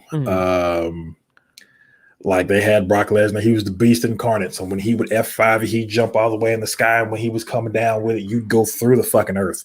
He was coming out the ground like a fucking beast. Kane had a combo to where he would beat the brakes off and then he would do his whole thing and boom. But that would make an explosion, come out the ground and hit you if you were at range. They had one with Daniel Bryan as a heel and a face. When he was a face, he actually had goat legs with the goat beard and the goat horns and shit like that. So that game I really wish they had to come out with. Another round WWE game would be cool. Another round Marvel, fuck out of here. No, absolutely not. I mean, I get where you're coming from. I totally get where you're coming from. For me, I mean, not so much, like I said, not so much NetherRealm. I wouldn't want NetherRealm. I'd rather I'm more of an ArcSys guy, but yeah, I don't like the stiffness of the NetherRealm games. They're kind of stiff to me. The CLBY with the $5 super chat says that John Baptiste is going to be a part of a Cowboy as far as music. I have no idea. I only know about Yoko Kanno, which that there's that. But who knows? Maybe if this is good, maybe we get a Samurai Champloo live action Jun. I wouldn't be mad at that. Don't do that. Don't do that. Don't you dare do that. Leave it alone. Leave it alone. Leave it alone. Leave it alone. Leave it alone. Leave it alone. I'm just saying, man. No. I want to see. No. I want to see Mugen and Jin get broke off. No. Russell Dauterman's designs in a video game, period, would be fucking dope. Yes, I do agree with that. That I would like to see. I would like to see that. Okay, fuck what the game is, just Russell Dauterman's art or Jerome Pena's art. Yeah, done. You can make that work. Oh my god, it would be amazing. Was it Damian Wayne with the $4.99 super chat says, just checking in and showing love. I'm currently recovering from this Hennessy Patron and Crown Royal from last night. You're the wrong color to be drinking shit like that. You are a Wayne. Yeah, I'm about to say Waynes don't drink Hennessy. You were getting your ass whooped on this island from Red X and shit last I checked. Maybe that's why you drinking, because you got your ass whooped in that issue of Robin Hood. Boy, you got fucked up. Maybe that's why you drinking. Oh god. Maybe that's why. You hate shit. Anyway, let's move on. Let's get into Discord questions, and we'll be answering questions from the chat too. Just start putting them in the appropriate place. That said, we actually have questions this week. We didn't have questions last week. We have them this week. Yeah. First one from Blackbone in the Discord says, Blerd and Carter, how would y'all feel about a Namor game? Okay, before y'all kick me out, allow me to explain myself. It's like he knew my finger was right there on it. Look, he's like, yeah, banned. Basically, what I had in mind is an open world game in the vein of The Witcher, but set mostly underwater with the capability to traverse in all four directions. I feel like there aren't enough games like that out there, action adventure type games, but set underwater. So it might be untapped potential. I could see that. I actually could see that. The rub for me is gonna be, as far as the game itself will be concerned, I feel like Namor's too much of an asshole. Like even beyond normal asshole limits. Like I'm like Kratos is an asshole. I get it, but man, you got to give Namor something to I don't know. Maybe it could work. You could do like a God of War style game underwater, and maybe it would work. I don't know. But man, I would honestly get sick and tired of him. I would get sick and tired of him. Yeah. I'd really have to see that in action. I would intentionally die. Like, yeah, people were intentionally dying on Tomb Raider to see Lara Croft get broke off. That's what I'd be doing with Namor, just to see him get broke off. How many ways can we break this fool off? Shadow the Cat 99 says, I won't be able to watch live because I want to finish binging American Horror Story. Not mad at you. Well, but you only got one season to binge because only one season was good. Oh, Lord, man, you need to quit. But anyway, but I was curious if you saw or are going to see the new Candyman that came out yesterday. I am actually planning to see it. I don't know. I think they released that one only in theaters. It was only in theaters. I believe so. I'm probably gonna go catch that movie early in the morning when people typically aren't at the theater. Yeah. Is what's probably gonna happen. I'm gonna go hit it. You know what, Carter? I know you know what I'm talking about. Remember that movie theater over there on Summer? Not the drive-in, but the one that's not far from it. It's in that back corner behind where Gold Club is. Yeah, I know what you're talking about. Okay. Don't hardly anybody go to that theater. That's what I'm gonna go to. I'm gonna go to that motherfucker. I didn't know they showed current movies at that theater. They do now. They did at least. They renovated the theater and kind of changed it up. Because I remember when Black Panther came out, I went there because Black Panther I knew was gonna be sold out everywhere. I literally walked in. This is the one time I did not pre-buy a ticket. I literally walked up to the box office, asked to see Black Panther 2 at the 7:00 showing. He went and saw Black Panther 2 before all of y'all. And then check this out. As soon as she handed me my ticket and I walked off, someone right behind me came up and said, "Yeah, I want to get the same thing, Black Panther at the 7:00 showing." And she was like, "Sorry, sold out." Wow. So yeah, there you go. So damn, you anyway. had to just go be like, well, the Gold Club right there. I mean, you can't see Black Panther, but you can go show a strip of your Black Panther. Look, go to be like Wakanda forever. But anyway, but yeah, I am gonna go see it. I might go see it this weekend. We'll see what happens. I don't know if I don't really have anything going on. Yeah. Because I want to see Shang-Chi, but when Shang-Chi comes out, I'm gonna be in Atlanta, so I'm probably gonna dip from Dragon Con and just go see Shang-Chi and then come back. Yasuke coming through says, "What up, Ernie and Carter? Hope you're doing well as always. Speaking of Midnight Suns, do y'all remember artist Greg Smallwood's Moon Knight and let's go back. Greg Smallwood, and basically for reference, worked on on Moon Knight and Human Target. His pitch for a Midnight Sun series back in 2017 that did not get picked up. Yeah, it was a big. I remember it had everybody. Actually, you know what? You can tell that book was supposed to spin out was supposed to be like either like a follow-up or some sort to Damnation or whatever, because he used a lot of the same characters that teamed up with Doctor Strange and Wong in that arc. But yeah, for those who know what we're talking about, I think Mr. Moon Knight as Mr. Knight was involved. I think Punisher. I remember there was a cover for it that had come out.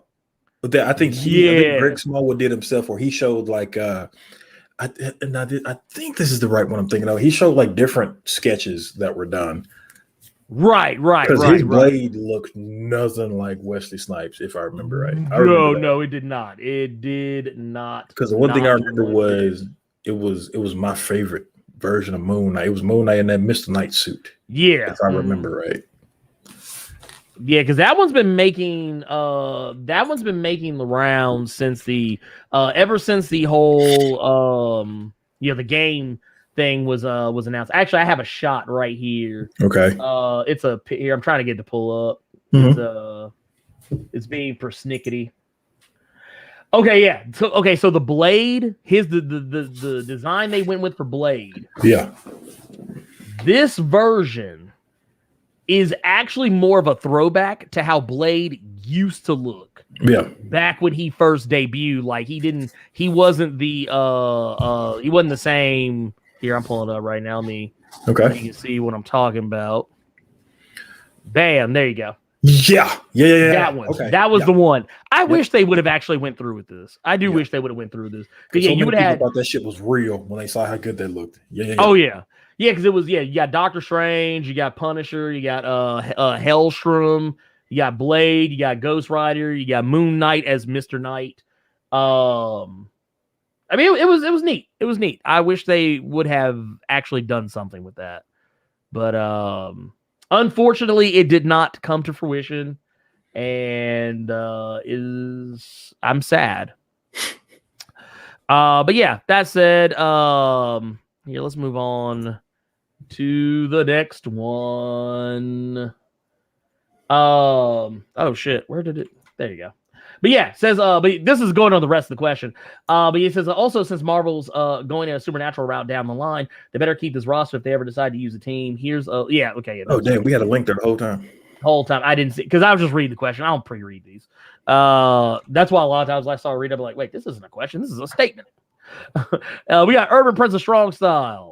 Said, Blerd, I heard that in the new Hulk comic by Donny Cates that Hulk is going to space. By any chance, is he going back to planet Sakaar? I would love it if he did. There's no. Didn't he get destroyed? Yeah, I thought Sakaar was gone.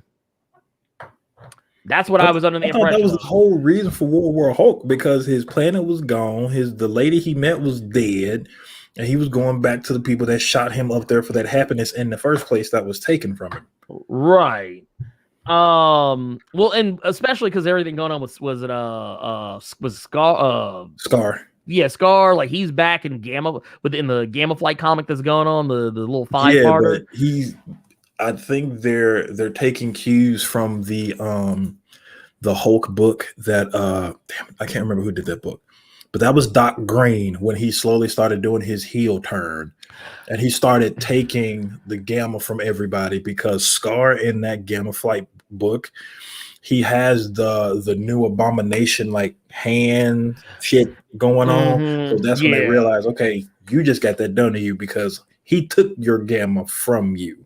Right. When he was Doc Green. So I do remember that. So there's really no telling. Yeah, it's hard to say. I mean, honestly, knowing Donnie Cates, sure, yeah, he'll probably go to space, but where he's going, there's no telling. Yeah, the fact that boy brought back Angela, ain't nobody thought about it, man. That ain't nobody. Like, how many people actually remembered that Marvel got Angela? Yeah, and that they like, because really, I don't remember seeing Angela much since. I remember she was in Asgardians of the Galaxy. Yeah, she was. She was. I remember that, and she was around in War of the Realms. But I really don't remember seeing her much after that. I didn't know she was in War of the Realms. Yeah, she was in there. She was. And I remember that was for all of you all that don't know, that was a Neil Gaiman thing that was happening where he was getting her. He was getting the character Angela. It was a whole thing with him and Todd McFarlane because anyone who remembers Spawn, that Angela, that's who this is. Right, same character. But they're saying that she's from heaven. Right. Not the heaven you're thinking of, is Heaven. Yeah, it's like the 10th. It was the 10th realm that because it used to be 9 realms, now it's 10 realms. Yeah, and she is actually in this is Thor's sister that we just never knew about. But yeah, we're doing something with him, and Freya looking kind of nice. Oh yeah, now Freya got glowed up with the gut sword, with the fresh blood on it. So, yeah, looked like a whole ass berserk. But no, I'm here for it. I mean, whatever they do, I mean, I know Donny Cates is going to take care of it. He always does. Sakaar didn't get destroyed. Apparently, Ed Boy in the cut saying the planet didn't blow up, just the city. Galactus tried to eat the planet, but Scar fought him off. Okay, you know what? Now that you say that, I actually do remember them calling back to Sakaar in. Remember when they were doing Marvel Legacy when they were they did like the Marvel Legacy one shot where they were kind of building up towards all the stuff that's going on now. I actually remember seeing Sakaar and being like, oh, yeah, never mind. I don't think about that place very often, if you can't tell. Speaking of Ed Boy in the Cut, says, what do you want to see from Tom Taylor's Dark Ages? I expect death. A lot of death. Yes, I agree. Because Tom Taylor is bloodthirsty, and he's a maniac, and he kills everybody. And I'm okay with that. I want to see motherfuckers get clapped too. So that's what we're going to be going for here. That is it for questions from the Discord. We're going to switch over for questions from the chat. I'm scrolling back to make sure we didn't miss any super chats. We did not, except for this one right here. And that is going to be from King Kunda with a $5 super chat. Says, OG Blerd, been watching your videos on the latest Wolverine. Solem Hulk character sounds like fan fiction writers OC. That'd be OP as hell. I mean, Solem is kind of out here. He's not like what you would expect. I think a lot of people kind of thought that the characters from Morocco were going to be like one way. But it turns out they're not really any different from people that come from Earth. They're just weirder. But yeah, Carter, did you see Wolverine number 15? Did you read that one? I saw it, but didn't read it. Okay. Basically, there's a part where like they start talking about the shit that Solem has been up to since he came to Earth. And talk about how this dude basically was out here getting kicked off of dating apps, and he's been banned from 6 different dating apps. How he stole the crown jewels and then returned them in a brown paper bag with a note on it and said that was a fun night. And then this that's gangster. That's gangster. He has stolen over, I think they said over $20 or $30 million worth of sports cars, and has been banned from multiple casinos. He's been out here. But yeah, he is a weird character, but I think he's cool just in the sense that he's a character that Wolverine's not used to dealing with. Like, yeah, he's kind of like if you took Cyber, the character Cyber, but made it where he had adamantium all over his body. Yeah, but he's also kind of more like a Loki style character too. So it makes it interesting. But yes. Thoughts on Yahya Abdul-Mateen as Blue Marvel. Rumor is the director of Candyman is bringing him over into the Marvels. What are your thoughts? Oh, I'd be here for it. That'd be okay. I like him. I mean, I think his Black Manta leaves a lot to be desired in the first Aquaman movie. I feel like he should have been the focal point, not some background deal. Which apparently he's more of a main player in the sequel, so we'll see how that plays out. I thought he did good as Dr. Manhattan in The Watchmen. But yeah, I like him. I like him as an actor. He's not my first pick. He's not my first pick, but he's definitely in my top 5 of picks for people that I would like to see play the character Blue Marvel. And judging by how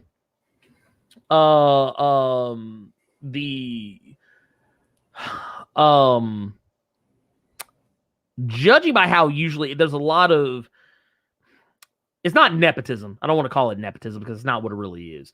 But just how like you have certain directors, you have certain writers, you have certain people who work in one particular area of something, and then well, I'm doing this, so hey, I'm gonna bring up this person that I worked with doing this. It happens a lot. It's actually I didn't know this. This is actually how we got the director that we have for Shang-Chi. Who initially I read somewhere did not want to do not just a Marvel movie, but he didn't want to do a movie like a big budget, like summer blockbuster movie for anybody. And he originally had, if I'm remembering correctly, had turned down, or not turned down, but he was going to turn down getting the Shang-Chi director spot. Destin Daniel Cretton, the director for Shang-Chi. The only reason he said yes is because of Ryan Coogler. Ryan Coogler was the one that was like, dude, you need to do this. And that's the reason why he did it. So it doesn't surprise me, honestly, that that stuff like that happens. Like case in point, you've got was it Nia DaCosta who's doing Candyman? Yeah, of course she's gonna bring over Yahya Abdul-Mateen. She's already got Tiana Paris. Because Monica Rambeau is in that movie, in the new Candyman. Yes, of course she's going to bring over that. Yeah, like she's already got a built-in gateway with this actor. Yeah, they've already worked together. So if they have a good rapport, good chemistry, they like each other. Yeah, they're going to want to work together. It's the same with Tarantino. Tarantino was doing this shit for years. Like I guarantee, heaven forbid, I don't want this to happen. I don't want anybody to think I do. But if for whatever reason, God forbid, that Tarantino ever got a Marvel movie, you best believe that he's the first motherfucker who's going to get written into it is Samuel Jackson. Because for one, he's already in the MCU. And for two, he going to find a way to use that motherfucker. He going to find him a way to put him in there for something. And anybody else who he's ever worked with, he's going to find a way to shoehorn that person in. You'll start seeing Uma Thurman. You'll start seeing Michael Madsen, motherfuckers who don't even need to be in front of cameras no more. It just is what it is. Darren Thorne asks, have y'all read any of the Dark Blood comics yet from Boom Studios? Yes. I have not. As a matter of fact, if you are a channel member or a patron, you would know the answer to that because it's made my top 5 before. And who's to say it didn't do it again? You have to go. You'll have to go see. You have to go see. That's all I'm saying. You have to go see. Let's see. We got another one here from Creek Evil. Says Blerd Without Fear. Carter presents. I missed the cave last week, but did y'all talk about Snake Eyes? If not, what were your thoughts of the movie? I have not seen it yet. I still have not seen it. I was gonna watch it while I was in the hotel in Brooklyn over the weekend, and I just didn't get a chance to. I ended up doing everything else but. Carter, did you see it? Tried to watch it, put me to sleep. Didn't like the fact that Snake Eyes is the most unlikable motherfucker in the movie. Damn. Yeah, but like I couldn't finish. I went to sleep. I went to sleep. I believe you. I believe you. We also got a super chat from Talali House with a $10 super chat. Says, y'all got some indie titles that feature some queer characters? Please and thank you. Asking for a very mature young adult that I would like to surprise. Carter, stay golden. Ernie, stay shiny. Always. Okay, so for one, I'm going to say Die. Yeah, that was the first one popped in my head. Yeah.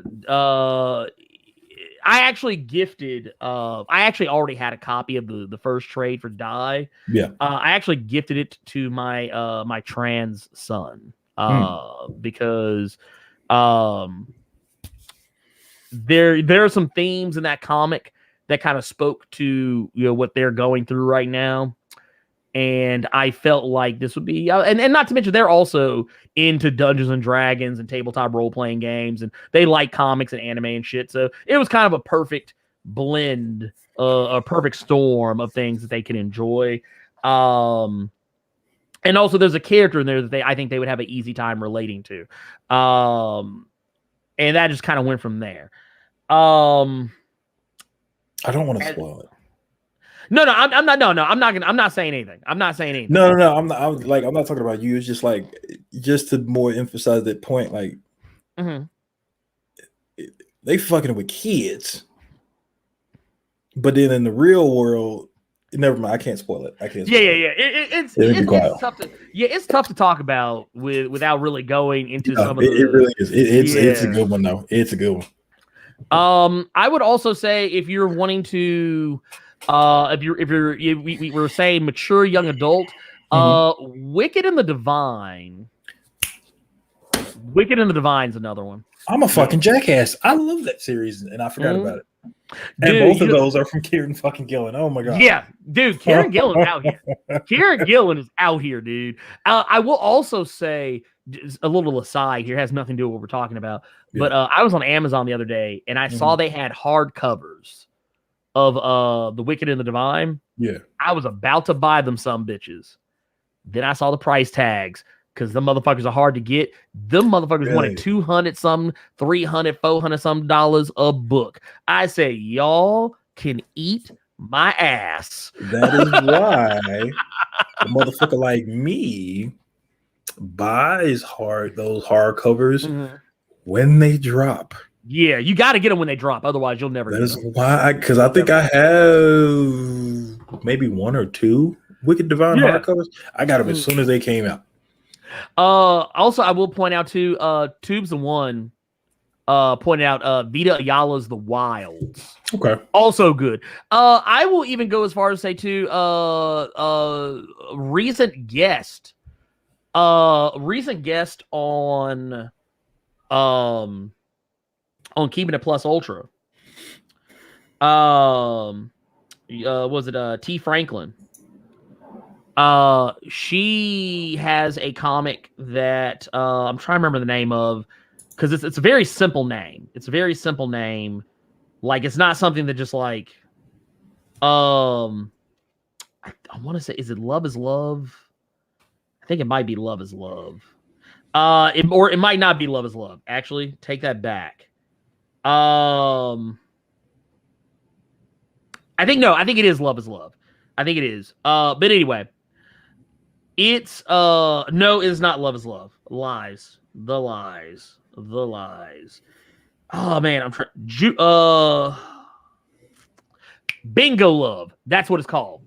Bingo Love. It's actually about a couple or two LGBTQ individuals who meet up like early in life, like when they're teenagers, and they wind up going in different directions in life, and they wind up meeting later, like when they're older, much older, and how their relationship rekindles. That's also a really interesting comic. If you can find it, you go to T. Franklin's website, which I believe is just tfranklin.com.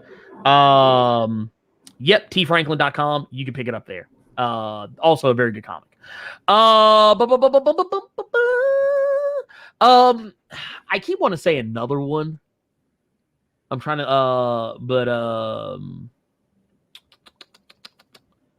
I'm blanking, so I'm just gonna let that go. I'm gonna let that thought go off into the ether. Trent's 5 with a $5 super chat says Blair Underwood for Blue Marvel and Hancock. Absolutely not. Was an I don't even want you to finish statement. Fuck out of here. No. He said, "I'm just playing, y'all." Boy.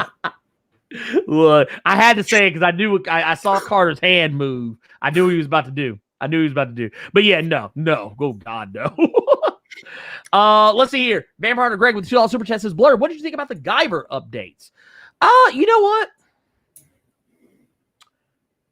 Being such an old Guyver head, sometimes it's really weird the things that I'm resistant to when it comes to change. Because sometimes I'm just so set in my ways. I'm so used to a certain thing. But it took a moment. But I finally kind of got into it and was like, okay. But yeah, I'm the old crotchety man on the porch. It's like, get off my lawn. With certain things, not with everything, but with certain things. And like, I don't know, Guyver has such a weird place in my heart that like, it's almost kind of like Ninja Turtles for me. Like I was introduced to one version of the Guyver. Like a lot of people knows the first version of Guyver I ever saw was not the anime or the manga. It was a live action movie, which is awful. But I really liked it because it was different. It was something I'd never seen before. And then I discovered it was an anime and a manga series. And I saw the OVA anime first. So then I started watching that. And then it took me a while to kind of divorce myself from the live action to go into the OVA. And then after a while, once I finally did that, then I saw the manga. And the manga is not that much different, but it goes in some different directions than what the OVA did. So it took me a while to divorce myself of the OVA, which I was in fucking love with, to get back into the manga. And then I realized, oh, wait a minute. There's a whole new series that's more closer to the manga, but it also makes some deviations. So it took me a while to get used to that. So it's one of those things like it takes me a minute and then I'm like, oh, okay, cool, whatever. I don't care. Isn't Guyver and Ultraman the same character type? No, not at all. Ultraman. I'm surprised you didn't go off reading that or just flip your fucking lid. No. I like to educate. When it comes to stuff like this because I want people to know. Guyver is closer to Kamen Rider. More in the sense because neither turns giant size like Ultraman does. And Ultraman typically has a team around him or something close to it sometimes. But it's usually giant monsters that you're dealing with. Guyver is more human-sized threats or above human-sized threats, but not by much. But I love Guyver. It's fucking amazing. Blerd Without Fear, since you were talking about Mr. Negative possibly being in No Way Home, would you like the actor who played him in the game to reprise the role or someone else? I actually like the person who played him in the game. I don't remember who it was, but I liked the humanity that they brought to Mr. Negative in a video game of all things. But yeah, I'm here for it. Oh, Tubes the one said Saga. That's the thing I was actually thinking about. Saga is another good one if you want to get into and Ibrahim Robinson brought up as well. Yeah, Saga is also a very good one. Saga gets wild. I just want to point that out. Let's see here. But yeah, what are your thoughts on the What If series? So far, I like it. I have not watched the most recent episode because I'm waiting on my wife, who she had to work this Wednesday when it came out, so we didn't get to watch together. And I try to wait for her, so she'll be free tomorrow, so we'll watch together then. But I basically, yeah. I watched the most recent episode.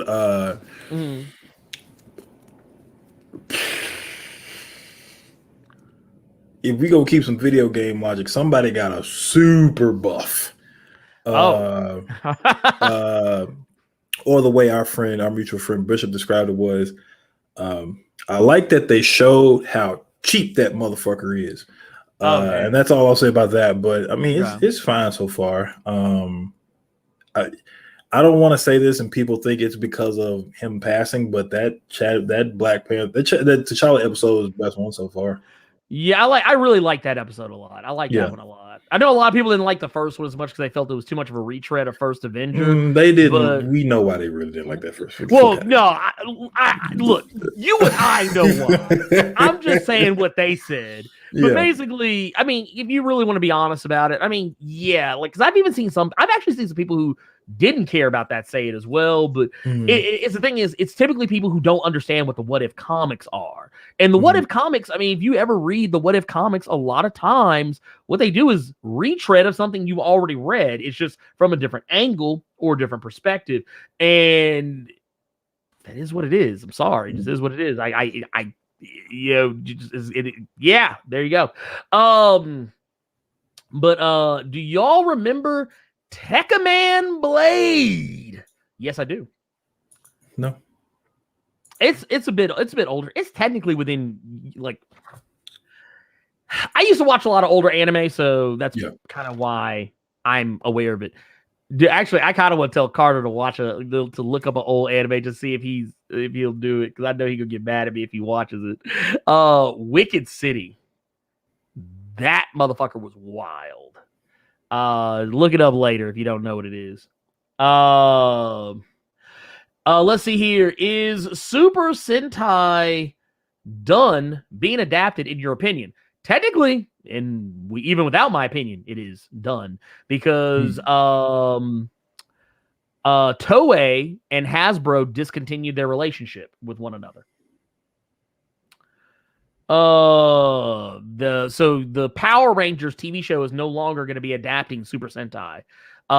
This last one was a Dino Fury, I think is the current Power Rangers run. That one is an adaptation of Ryu Soldier. That is the last adaptation. All the ones going forward, as far as we're aware from here on out, are going to be original stories, original IPs. Or they're probably going to maybe go in the direction of the comics. Who knows? Which is weird considering Kamen Rider is actually starting to get the rub now because they're starting to try and make Kamen Rider more available to wider audiences. So go figure. Let's see here. Let's see. Are y'all going to watch Mortal Kombat Battle of the Realms coming out next week? Yes. I didn't watch the Scorpion one, so I don't know. You didn't? The Scorpion one was actually pretty good. I like that one. Okay. Scorpion's Revenge. Yeah. I like that one. It was honestly, I think they did a better job of telling Scorpion's story there than they did in that live action movie. Which is not hard to do. But yeah, said Carter's not ready for Wicked City. Dude, look, I'm gonna tell y'all what's gonna happen. For those of y'all that know, I'm not gonna say what it is, but there's gonna be a scene early on in the movie. Carter go get to that. It's in like the first 10 minutes. Carter go cut that shit off. I already know he gonna cut off, and he gonna call me, and I'm gonna be all kind of motherfuckers. But yeah, extra say you should watch it live. I don't even know what the fuck it is. It's an old anime movie. I don't want to say too much about it, but think if you took the story of Men in Black but made it incredibly serious and about demons instead of aliens. Okay. If I could sit through that goddamn Devil Man Crybaby that's on Netflix, I could probably sit through whatever the fuck Wicked City is. Yeah. Have you ever seen Ninja Scroll?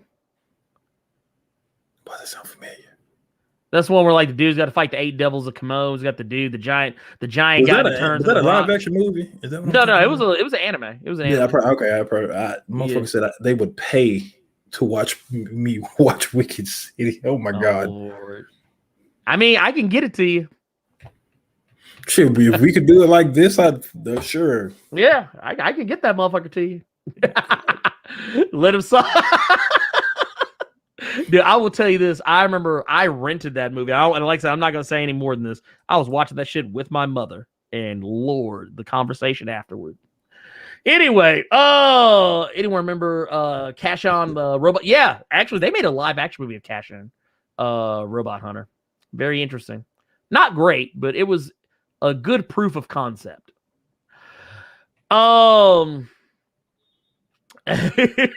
Anyway, Carter, what do you got going on this weekend? Nothing but sleep. And so let me ask people this, because I said it to you and you said it might be a good idea, but while I got all you motherfuckers in here, and look, we had a whole show where we didn't bring up the likes, and y'all can't blame me for shit. But I'm thinking about streaming on Twitch again. But it would not just be comic shit. I would keep the comic shit for this and possibly YouTube, but the Twitch side of things was just me playing shit from my backlog, trying to clear that shit up. True. I think that is what my Twitch stuff would just be, me playing a shitload of games in my backlog because I have way too much shit. Look at in my purchase history on my Sony shit alone. When I was trying to get that Aliens Fire Team to work for you and I the other night, yep. I saw so many goddamn games I didn't even realize that were purchased by me. Oh no, dude, that's what happened. I saw some shit that I bought. Dude. I don't even like that. I don't even like that genre. What the fuck? Like PS4 was bad. PS3 was worse. Yeah, PS3 was much worse with the amount of shit that I bought that I touched maybe once for like 45 minutes and never played. Dude, you know a game I kind of want to go back and play now that you bring up PlayStation 3? I actually have it, and I might hook my PS3 up just to play it again, is Azura's Wrath. Everybody kept telling me that was just a big-ass interactive cutscene that you had to buy the ending. So I never even... see that. Yeah, that's why I didn't touch it. That's why I didn't touch it. They gave you an ending, but like it was not the real ending. The true ending was in DLC, but I bought it because I was like, I really liked the game, but yeah, it just is what it is. Speaking of video games, I actually have 3 videos that are probably gonna be going up very soon for the other channel, Blerd Got Game. So y'all go check those out if you feel so inclined. I actually found some very interesting matches that I had in DBD. We're also gonna be. I'm gonna also try and get some other. We gotta get some hunt. I want to actually get us on some good hunt matches. We actually had a good match the other day, and I wish that I was recording it. I really wish I was recording it, but I wasn't. Yeah. We were also having private conversations. That's the other reason why I didn't record it. We were having we were having whole ass conversations about shit that nobody need to hear outside of us. So that was the other reason why. Yeah. But see, that's probably why the game went so well, because we were focused on the game and just bullshit, and we weren't trying to be entertaining. Yeah. That's usually how it happens. My best gaming moments happen when I'm not streaming or recording. I think the one time that wasn't the case is you and I were playing Hunt, and it wasn't a sync shot, but it was back to back when we sniped that one dude. Because we both screamed at the same. Yeah, because I was like, I think you were on one side, I was on another side. I gotta find that now. Dude, I have it somewhere. But I laughed my ass off at that shit. It was fucking hilarious. Because when that dude got hit, it was like a pow. And it's like, dude, just like, hey, all you heard was us screaming and that holla from the dude that died. You hear the oh, and us hollering that we killed this motherfucker. But yeah, I haven't gotten to stream really on Twitch either, and I'm actually kind of debating whether or not I should even stream on, because I don't know, dude. Twitch has just been so weird, dude. Every time I try and come back to Twitch start fucking up. Yeah. Every fucking time I try and come back to Twitch, they start fucking up. But I don't know. We'll see. We'll see what happens. But anyways, just go check out the other channel. It actually has a custom. It actually has a custom link of its own now. So you don't have to go searching for it. Oh wow, that's ugly as fuck. Here, let me get all this out of here.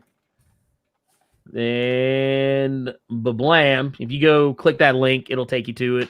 I haven't posted anything in the last couple of weeks. I've been out of town and other stuff's been going on, but some new stuff will be going up here very shortly. We're gonna get out of here because it's that time. It's actually past that time, but we love you guys. We will see you all next time. Make sure you guys keep it plus ultra out here in these streets. And by the way, please be safe, because I don't know if I need to tell you all this, but COVID is out here killing motherfuckers. I just want to point that out. All these motherfuckers I've been seeing out here talking about don't wear a mask outside. Oh, the vaccine is going to kill you. All these motherfuckers have caught COVID and died. So think about that for a second. We literally had a guy who's in the hospital yesterday, who was the head of an anti-mask freedom rally. Guess where that motherfucker is right now? In the hospital with COVID with a GoFundMe trying to get people to pay for his hospital bills. No, sir. Please treat this shit seriously. We out of here. Peace out.